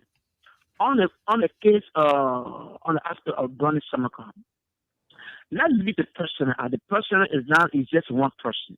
I believe there was a rule of law uh, to the court. So if we want to lavish allegations, let's go to the court and forget about the person. He's just one person. He Okay. works for all. All right. All Thank right? you. Thank you. All right. Okay. Thank you. So, Thank you. gentlemen, the next segment here, we already know political on and tune. Yeah. Some things are cherry picked here. Some people did same, but they're sitting in the House of Representatives. So yes, let's just wait and see where all of this will go. The Zoes, the elders, they've done their part. The Ministry of Internal Affairs have come in and said stay out of politics. So yeah, so let's come back to Yeah, it down the road. But let's yeah. move on to the next segment, and hopefully this will Volcano. drive us home. This segment is Mr. Prince Johnson. And the guy, you know what the guy said here? He said if it was somebody from Nima County who won that seat, you think that the person in until power because you know in a Prince Johnson County. But that was something that's kind of like put a light up in my head. But Prince Johnson, we all know Mr. Johnson, who this man is and what he's done, his contribution to the Liberian Civil War. But just the other day, the Americans put a sanction on him. Um, at first, he started to act like he was tough guy, Yeah. and then lately now he's softening up and trying to be a little euphemistic about how he wants to kind of term it that if my support, to a person who I thought clearly will win the presidency, and then made some bargain for uh, Jobs. scholarship for my people and also to get some positions for people in my county. In fact, we got some deputies. Yeah, but again, it still has political undertone, when you think about it. Gentlemen, do you think that this sanction gonna work? That's the first thing I want to know because people are still skeptical. If Prince Johnson stay in Monrovia, he's still going about his business, he's still living lavishly or enjoying life. What does it do for him? Let me Well, let me take a bite of this. Mhm. Uh, all of Grand Gita, all of Sino, all of Grand Cru, all of River G and Maryland. Those five counties: Grand Gita, Sino, River G, Grand Cru, and Maryland. Combine all those votes, and Nimba County engulfs all of that. They don't even equal Nimba County. Mm, President Taylor had Dungalia and Moses Blah as vice president. for a reason. Ellen and George Weah have held Prince Johnson as godfather, and he's decided to fit up Nema County. I'll go on record in making this disclosure. Except Nema County comes into play, CDC has a strong chance to be George Weah to be reelected. Whether it's grandstanding by Prince Johnson in the last few elections, whether this is scare tactics, whether this is a new opportunity. This all points to 2023. I say this to the boycott, the comments, and everyone that what we saw happen with Vonnie Sherman now Prince Johnson is a breath of fresh air. There are 5 counties that probably would decide the elections in Liberia: Lofa, Montserrat first, Lofa, Grand Bassa, Bon County, and Nimba. Uh, the strategy by Weah and Ellen have been to use Prince Johnson as a guard to Nimba County. And this is refreshing to us with Gonglo, and it's refreshing to see that Nimba County is beginning to get into play. The confusion before was Nimba and Grand Jiden, you know, and I want us to be mindful that the posturing you see from the U.S. government, whether it's the War Crimes Code, whether it's Prince Johnson, and all of this is a breath of fresh air, and I would just end on that, and I just wanted to gut the issue right down the middle to say that if I were one of these people running, I will see this as good news. Now, whether Prince Johnson travels outside of Liberia, whether the sanctions will have teeth to bite, or whether or not it doesn't affect Prince Johnson internally, but this in a way has blown or has dealt a strong blow at Prince Johnson and his guard in Newbat County. So that Godfather grandstand, is there's a big chip, and he's really taking a hit on that. And, That's he, my that's my and, own and, understanding to that and dynamic. now he's getting a political rival, Prophet Key. Prophet Key And is then you got Gunglo. now. So Oh yeah, that's and then that's he what I'm got. that's what I'm Steve, can I ask a question? Go Go ahead, ahead. James. If you were a presidential candidate in this race, and Prince Johnson has been sanctioned by the United States Treasury, uh, he's been charged or accused of taking pay to play, selling votes. Will, will you campaign with Prince Johnson in Nimba County or anywhere in Liberia? Well, I mean, to be honest with you, James, Liberia, like Tiffany, the former Speaker of the U.S. said, all politics is local. Liberia elect the leaders we have tribal enclaves. You go to Nima, you have the Gills, you have the Mandingos, you have the Mana people. You go in the southeast, you have the Kwa group, Lofa, Bassa, and I'm just saying that this grandstanding by Prince Johnson, you will see it being chipped away, and not one man can decide the votes of 700,000 people. And I think Ellen used that smartly. We are using smartly, and the U.S. government has shown the light, and they've told us that hey, look at Lima County. I mean, that's the message I'm getting. As far as campaigning with him, I don't want to be tribal in any way, but you have the Mandingo tribe, the Mana tribe, and you have the Gil tribe. Prince Johnson led Jeremiah Coon, and he won Nimba County. You know, hypothesize for a second. Can you imagine if the Mandingos and Mana gang up against the Gils and you got a 58-42% or 55-45%? Then Nimba County is really in play. So if I were looking at a vice presidential candidate, I don't think Gonglo will win nationwide, except something collapses the CPP and everyone else. But there's a new appetite for Nima County, and I'm very happy that Prince Johnson may not have the clout that he's had in the two previous elections. 2023 may be a new reality for everyone. That's what was encouraging to me. I mean, And Moses. yeah, if I can just say something on that, a very great analysis, Dean. Uh, don't forget that James. Don't forget that Liberia in the United States have a long-standing history, political connection. So anyone running for the highest office in Liberia will surely take that into consideration. You don't want to be seen with somebody that the United States considered to be an enemy of peace, because the allegation against Mr. Johnson, these allegations are very serious. He's accused of double dipping, receiving money from government for providing security intelligence, which he doesn't provide. He's accused of what? Pay what? Pay for what? pay to Yeah, play, right? yeah, Yeah. pay for play, pay Yeah, for play. pay for play, meaning that he bribes public officials that award him contracts, and when he gets the money, he gave them a portion of the money back. And then he's also accused of what? Selling votes in Nimba County. These are significant allegations.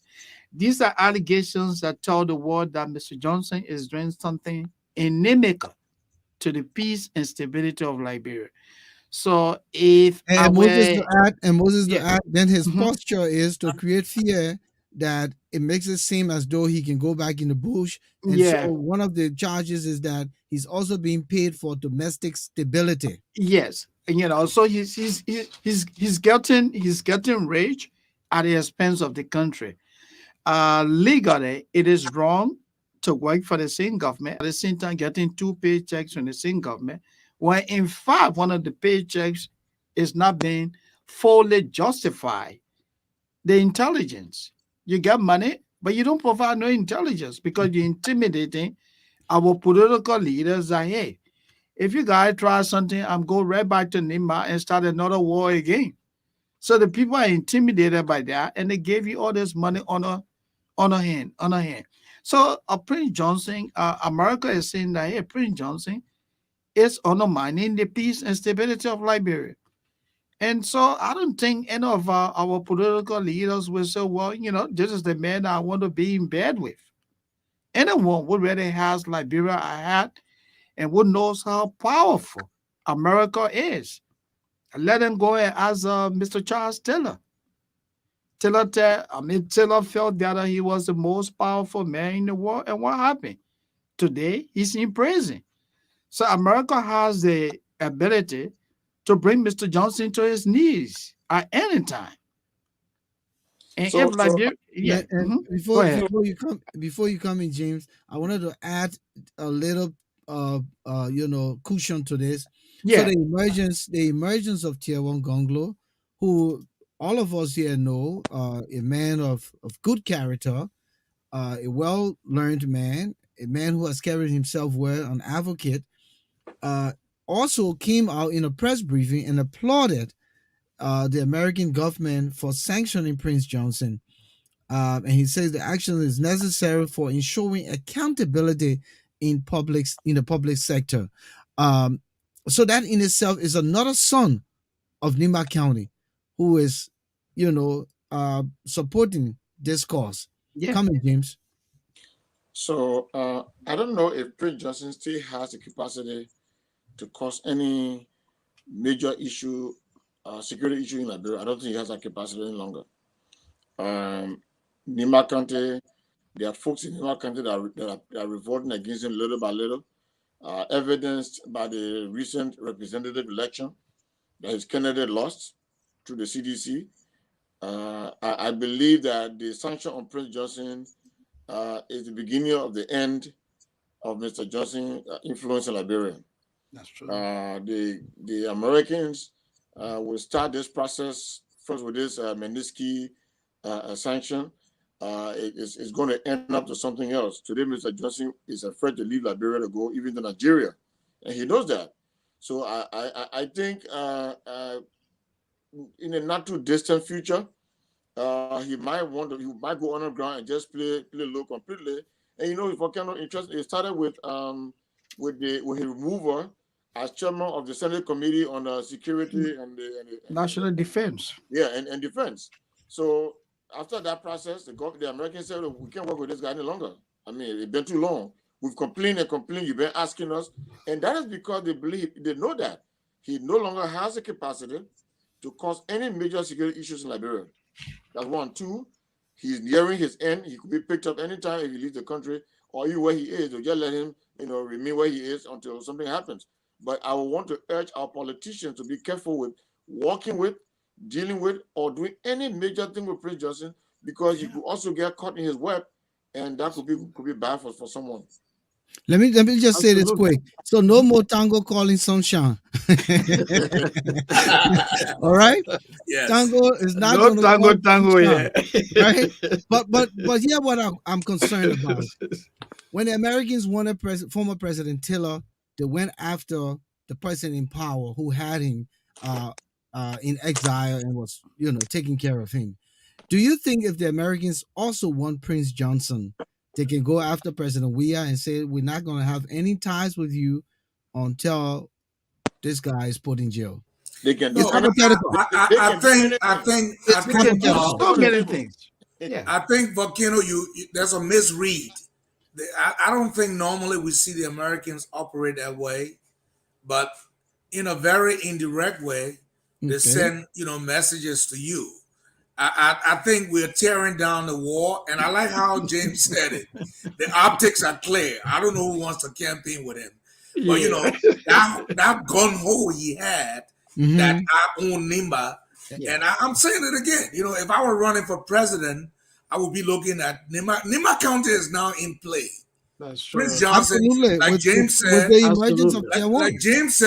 James said, we're saying the beginning of the end. That was a very smart, assessment, James. And so Yeah. 2023, don't go in there thinking that, Prince Johnson is going to call the shots. With Gonglo standing by, and Edith Gonglo Ware has gone through, the last magnanimously she did well in the previous, senatorial elections. You have other voices. So But I don't think this I is keep just telling you guys, silencing Johnson. don't leave Prophet Key off. Oh The yeah, Liberian probably people, is. the That Liberian But the people, prophet Prophet they're Key more and, than. and the Gonglos is are saying all on the nothing in same. Nimba. They are all The on the Gongolo same is saying nothing in bandwagon. Nimba. You know. Huh? What you say, James? The prophet key and the Gongolo, I don't see how much cloud they have. Nimba is a So big if you combine them, James, if you combine them, like I That said, yeah, that can be a serious force. Yeah. every county, you have to look at Liberia, and I want to use that word carefully. All right. Elections are based on tribal enclaves, and I don't want to sound in any way tribalistic. I'm just saying that tip of NISA, all elections are local, so you have to look at the dynamics in Nema County. That voice of Prophet Key and Gonglo, and the experience from Jeremiah Kuhn and Edith Gonglo elections, Prince Johnson may not be feeling as tall as he felt before, and he may not be the gateway to Nimba. I think that's Yeah. the good news. And I Yeah. Let- still maintain Nimba has to come in play. I That's think we true. wouldn't have to do this thing Friday now. We got the last one to go, and this last one is good. So here we go. The Liberian government has given what you call free education from ABC to college level. But later we see the state's minister Nathaniel McGill going around the country and dishing out 50,000, 50 million here, there, giving scholarships on. So if education is free, then who are you giving the scholarship to? Yeah. Moses? And you can Yeah, but let me okay. Go ahead, Moses. Go ahead. look, if you add everything up what the government has spent through Nathaniel McGill in recent time, is 170 million Liberian dollars. He gave Grand Bassa County 50 million Liberian dollars. He gave Nimba County 50 million Liberian dollars, another 50 million to Magibi, 20 million to Bon County.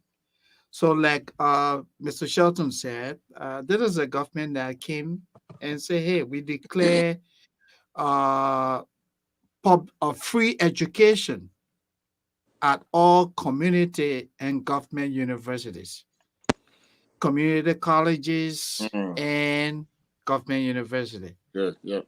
That's okay. As a result of that, today we see that learning conditions at the University of Liberia, at Tottenham University, at the various community colleges are all in shambles. The conditions are appalling. Teachers are leaving in droves. There are constant disruption of classes, conditions, internet not working. Everything is at the lowest level. Now you have the same government, going from place and throwing money here and there. If you declare free education, so like Mr. Shelton said, then what is the purpose of the scholarship? What is the government trying to accomplish here? Isn't this redundancy? If you Let, are let, already let, funding a free education program, Then why give scholarship? Let's hear from James. And James or Wilson? Let's hear So, from so James. I mean, I think Moses struck the point about the scholarship is not from ABC. It's only for government tertiary schools, universities, and colleges. You mean the community colleges. scholarship? You mean the Yeah. scholarship or the free education? Who's The one? free education. Okay. No, yeah, but the scholarship is open So But yeah, the scholarship they're giving them. to according to everybody. Moses, Yeah. according to Mr. Sandy, you have 170 million Liberian. That's pretty close. That's a little over 1.2 million US dollars. Okay. My question to you, I mean, I don't know the details. I have not been following. Is this a personal scholarship fund or is a government scholarship for the CDC stuff? I mean, I don't know the details. But Well, if it is, whatever it is, and let me just tell you that schools in Liberia today, in spite of the so-called or whatever you call the scholarship fund, students are still struggling. Those things are meant to go into individual pockets because the money goes in the county, for example. How many students benefit from that? That school fee is not being paid to most of the private schools. Government schools are far even cheaper. They say don't charge more than $1,500 in government schools, but some of the schools are charging so much money that parents cannot afford. And for schools in Liberia, look, and like they all know it. I run a school. It is serious. It is pathetic. You recruit a teacher and you tell him, okay, I'll pay you $125. He's excited. Government schools are paying $200, $250 for salary on the mutual education payroll, but they still leave that and come to teaching in private schools because, I mean, it is more structured environment. I mean, it is a well-organized environment, and they are more content with getting $125 a month as compared to waiting for 2 months or so to get a $200 salary, or everybody involved in corruption. They just take the money and don't go to teach. Yeah, but my question to you, James, and to Moses and Volcano is that Dylan gave him 50 million. Where is that money coming from? Not Where is the budget? Dylan. Where is the budget McGill, from? Natana McGill. McGill, I'm sorry. Sorry, Look, Dylan. I apologize. That money, 50 million, given by McGill, is a budgeted for. The monies you receive at the airport for vaccination. Testing. Not even vaccination. It's just testing. Yeah, testing. I'm just saying to you, the $75 that's siphoned. 150. 150. Correct. Yeah, I agree with you, but just stay with me for a minute. When you work as presidential affairs minister, you have a budget for your office, but you're throwing money around. Everything is election optics until 2023. If you are spending 50 million Liberian dollars and you're spreading among the counties, what are you getting this money for? Is it budgeted for? It's if the president has $100 billion in the new budget that's supposed to be spent out of his office, what is the optics? A re-election. So my question is, and I really want to be very grounded to Boykai Cummings or Ure Yombly. You're sitting there, all this saga with commotion going on. The CDC is loving it. Nobody is asking them, asking Mr. McGill, is this money budgeted for? What is the money coming in for vaccination? Or, where's the money going? So the optics are clear. The opposition is weakened. I'm sure McGill doesn't have, in his salary, his personal money. Where's the accountability? So it's sad to say that this is going to be going on and on and on as the president is going to be spending money, 100 million. I mean, in the budget, let's be clear, the 785 million in the budget, 100 million is tied to the president's office. This is for re-election. My sadness to the situation is no one in the opposition is speaking out, on these matters. But they're all corrupt as well. Read the current budget. The budget has in it, they seen $30,000 that Mr. Dillon and others were saying it was wrong to take, but they included again according. He was justifying a couple of days ago that this is money I need to run my office. So it was corruption when you were out. It is right now. James, who's asking McGill where he got this 50 million from? It's not even 50 million. I keep telling you, it's 170 million. Yeah, who's asking him the question? But look, where's the voice so of the opposition? Guys, pay attention now. Let me bring us back. we can't dwell. It's only 5 minutes left, so just pay Okay. attention to your timer. Okay. Mhm. So it's So 4 minutes. I uh would say, uh I would honestly say, let's close up. Make your closing statement, and let's but wrap this up. Let's yeah, respect time. Let's yeah, Volcano. so Let then me make that just your closing statement, Mr. Sandy. We are all okay. panelists here. Sure, Yeah, sure, sure. Okay. good. Yeah, okay. Go ahead. Thank you. Okay.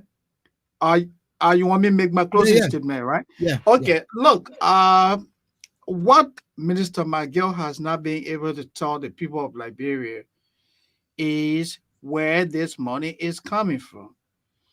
But the four of us on this a talk show tonight can surmise that whatever Mr. McGill is doing is in the interest of the CDC and is also in the interest of President Weah. This is government working behind the scene because this is all about Mr. Weah's re-elections. But what the government fails to understand is that the current, initiative is creating more problem because if you already have free education, then why are you throwing scholarships all over the place when you have so much challenges in the country? The healthcare sector of the country, the conditions are very, very appalling. Salaries of more public servants are not being paid consistently. So where are you getting all this extra money from? All right. Thank I'd you. like to wrap you up there. Um, Yeah, James. let me get closer so I can get out. So thank you again for having me. It was a wonderful time being here. I hope we can do this again sometime. And I know the audience is going to grow with the issues being discussed. Someone, I think, is that Abuaji or someone just posting out here that there's the issue room. Share the link whenever people are on here. And Thank just you. listen to experienced folks sharing their views on what the issues are and the trending issues in our country. We can't do any better than sharing information with our folks out there who believe in what you professional folks are doing out here and sharing information. But thank you so much. Hopefully Maggie will come and tell us. He's not going to tell where he got the money from, but Liberians should tell us where Maggie got the money from because they are following him to distribute the money. Yeah. I want to say thank you to you, Volcano. I mean, your effort is awesome, Moses. You guys are making a sacrifice that it may not look like you're doing all you can, but the Liberian people and the population is really benefiting.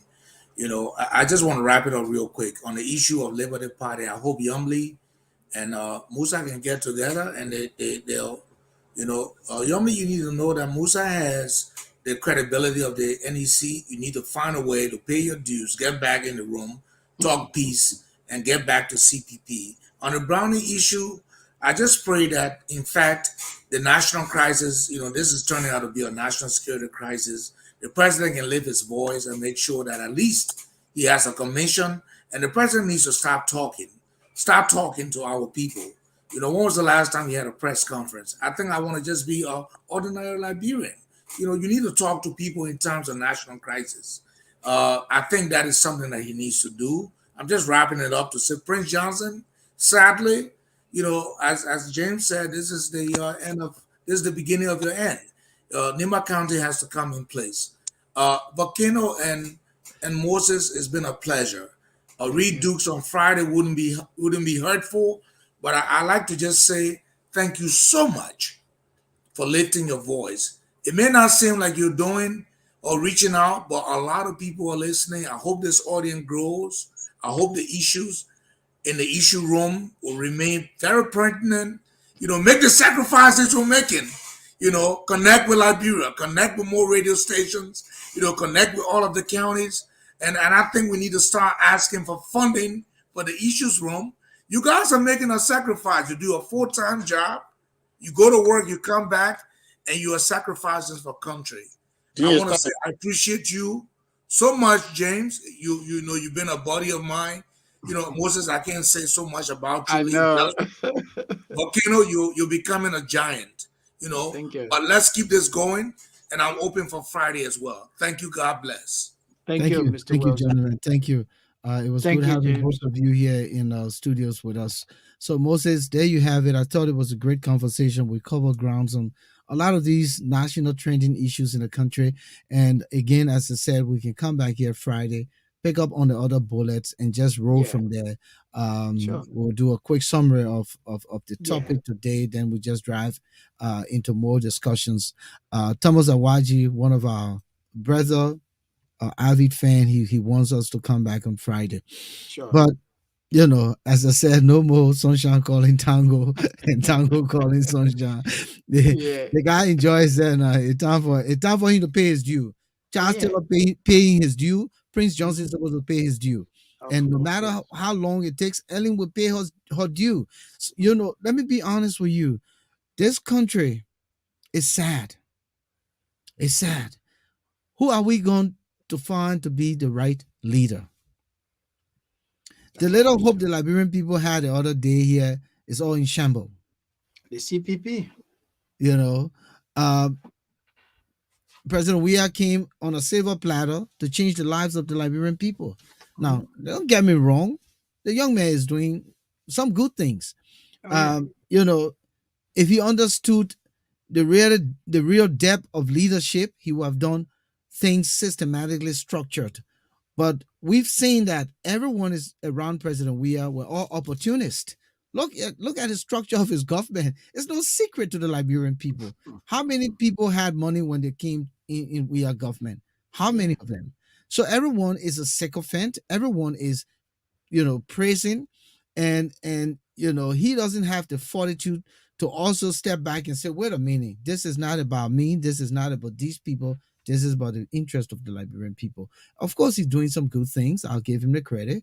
In terms of infrastructure, how far they will go in the end result and how long they will last would be another thing. But again, we're happy that we have this opportunity to engage our people and to enlighten them on the issues. We have said this from time immemorial since we started. Matter of fact, today is, I will call it, our 3 months anniversary. Oh, Today is wow. December 14. We started Yeah. September 14. 14, So yeah. today is our 3 month anniversary with 29 edition of the Issues Room. And Time everyone flies, here man. watching, you can spread the word. Go back and watch some of the previous programs, and they will guide you into what these Where we discussions are. are. It's Yeah. not about President Weah. It's not about the CPP. It's not about Boyka. It's not about Yombly. It's not about Liberty Party. We don't come here to cast blame or anything. We just open the Pandora box, bring the issues up, and let's all chime in. That's what we give you, to call us, the opportunity to call. And we have never been condescending to any caller. We have given you the opportunity to speak. Of course, sometimes we'll run out of time and we'll say, just make your point quick. But there are times when we give you almost you're like an in-studio guest because you have the time to speak. The other thing here is we have been professional across all of our programs. We've never taken sides to say we carried someone in deep waters to show partiality. Now, again, it is the perception of people how they see the conversation go. But we tried our best. We have no political affiliation. So we want to say this. I am not a member of any political institution. The day I join one political institution in Liberia, I will announce it so that you will know when I'm talking. If I'm talking CPP or what you call CDC, then you'll know. But I'm not of any political institution, and Moses the same. The issue room, stay away from that. And so I just wanted to make this clear. So continue to love us, like us, share the link, invite others to join the issues room. We are the alternative to everything else that's happening on social media pertaining to Liberia and the issues coming out of Liberia. Thank you, Definitely. Moses, for being here tonight. I thought it was a good conversation. And again, as I said, we can do this on Friday and continue. And then, hopefully, maybe by the time we get to Friday, something else will happen. But You know, look, that's that's the issue with Liberia. quickly, Volcano, before we leave, let me say this.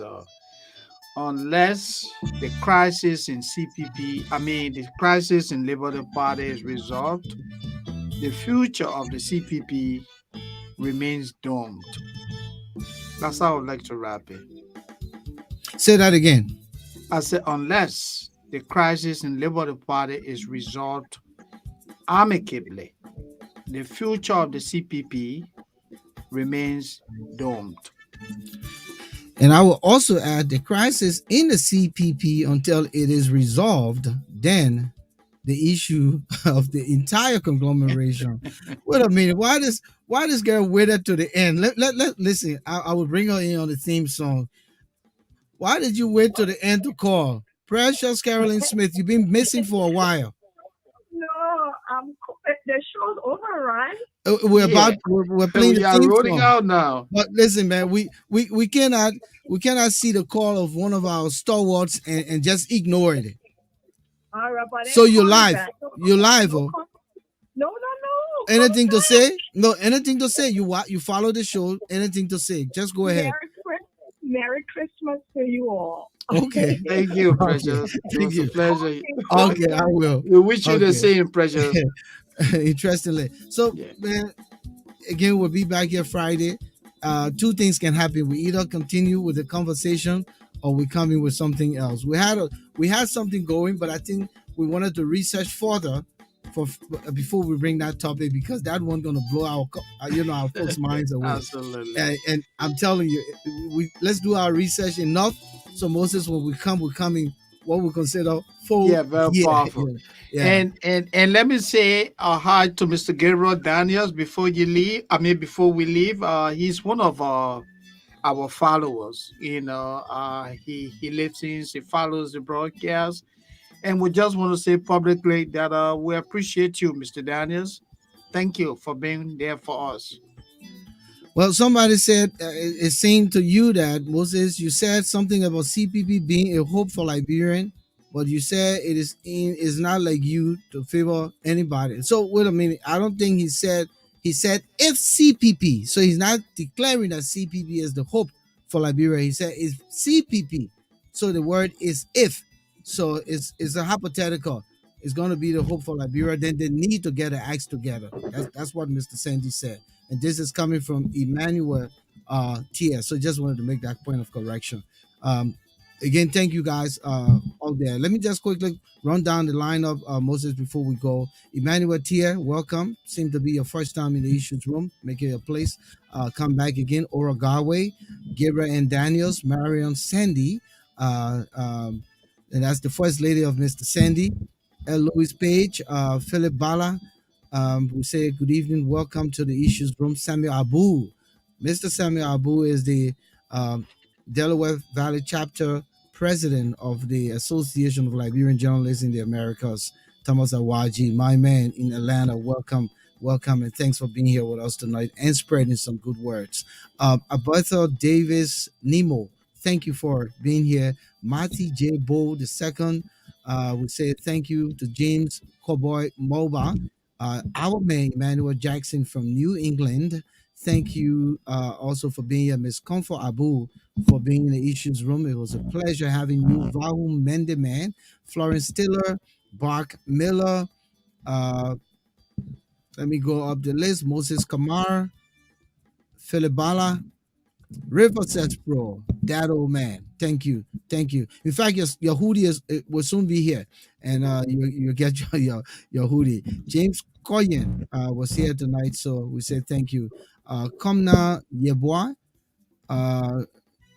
thank you, Jackie Bruce, Ruben Harris, Akina Wesley, our man. Good evening, my man. Welcome. Thank you for sharing your opinions and views here in the issues room. Midfield Deco. You were here also. Josh Sa, Leon, Nabil Jr., Jake Manzo, Payson, all you wonderful people. We say thanks. And Angelina Griffin. Sometimes it's hard to just go leaving some of these folks off because they take the time to be here with us, Moses. Samuel Star Josiah, Suleiman Fofana, D.C. Wilson, my man, Alexis Tate, Princess Zewe, Lucinin Darami, Precious Caroline Smith, Lamin Tai. A lot of folks were here tonight. Pierre Edward, Xavier Roberts Johnson,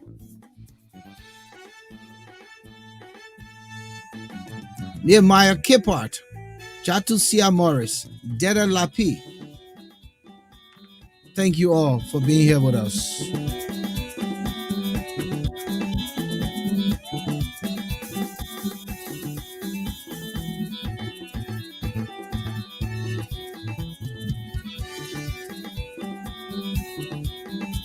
So my name is Volcano Shelton. We'll be back here on Friday with another presentation. We hope that you will join us then. 7 p.m. same time, 12 midnight, 7 p.m. GMT and EST, which is Eastern Standard Time. The Issues Room is the place where we discuss the things that matter. We are the alternative to Liberian social media platform in the cyberspace universe. Thank you.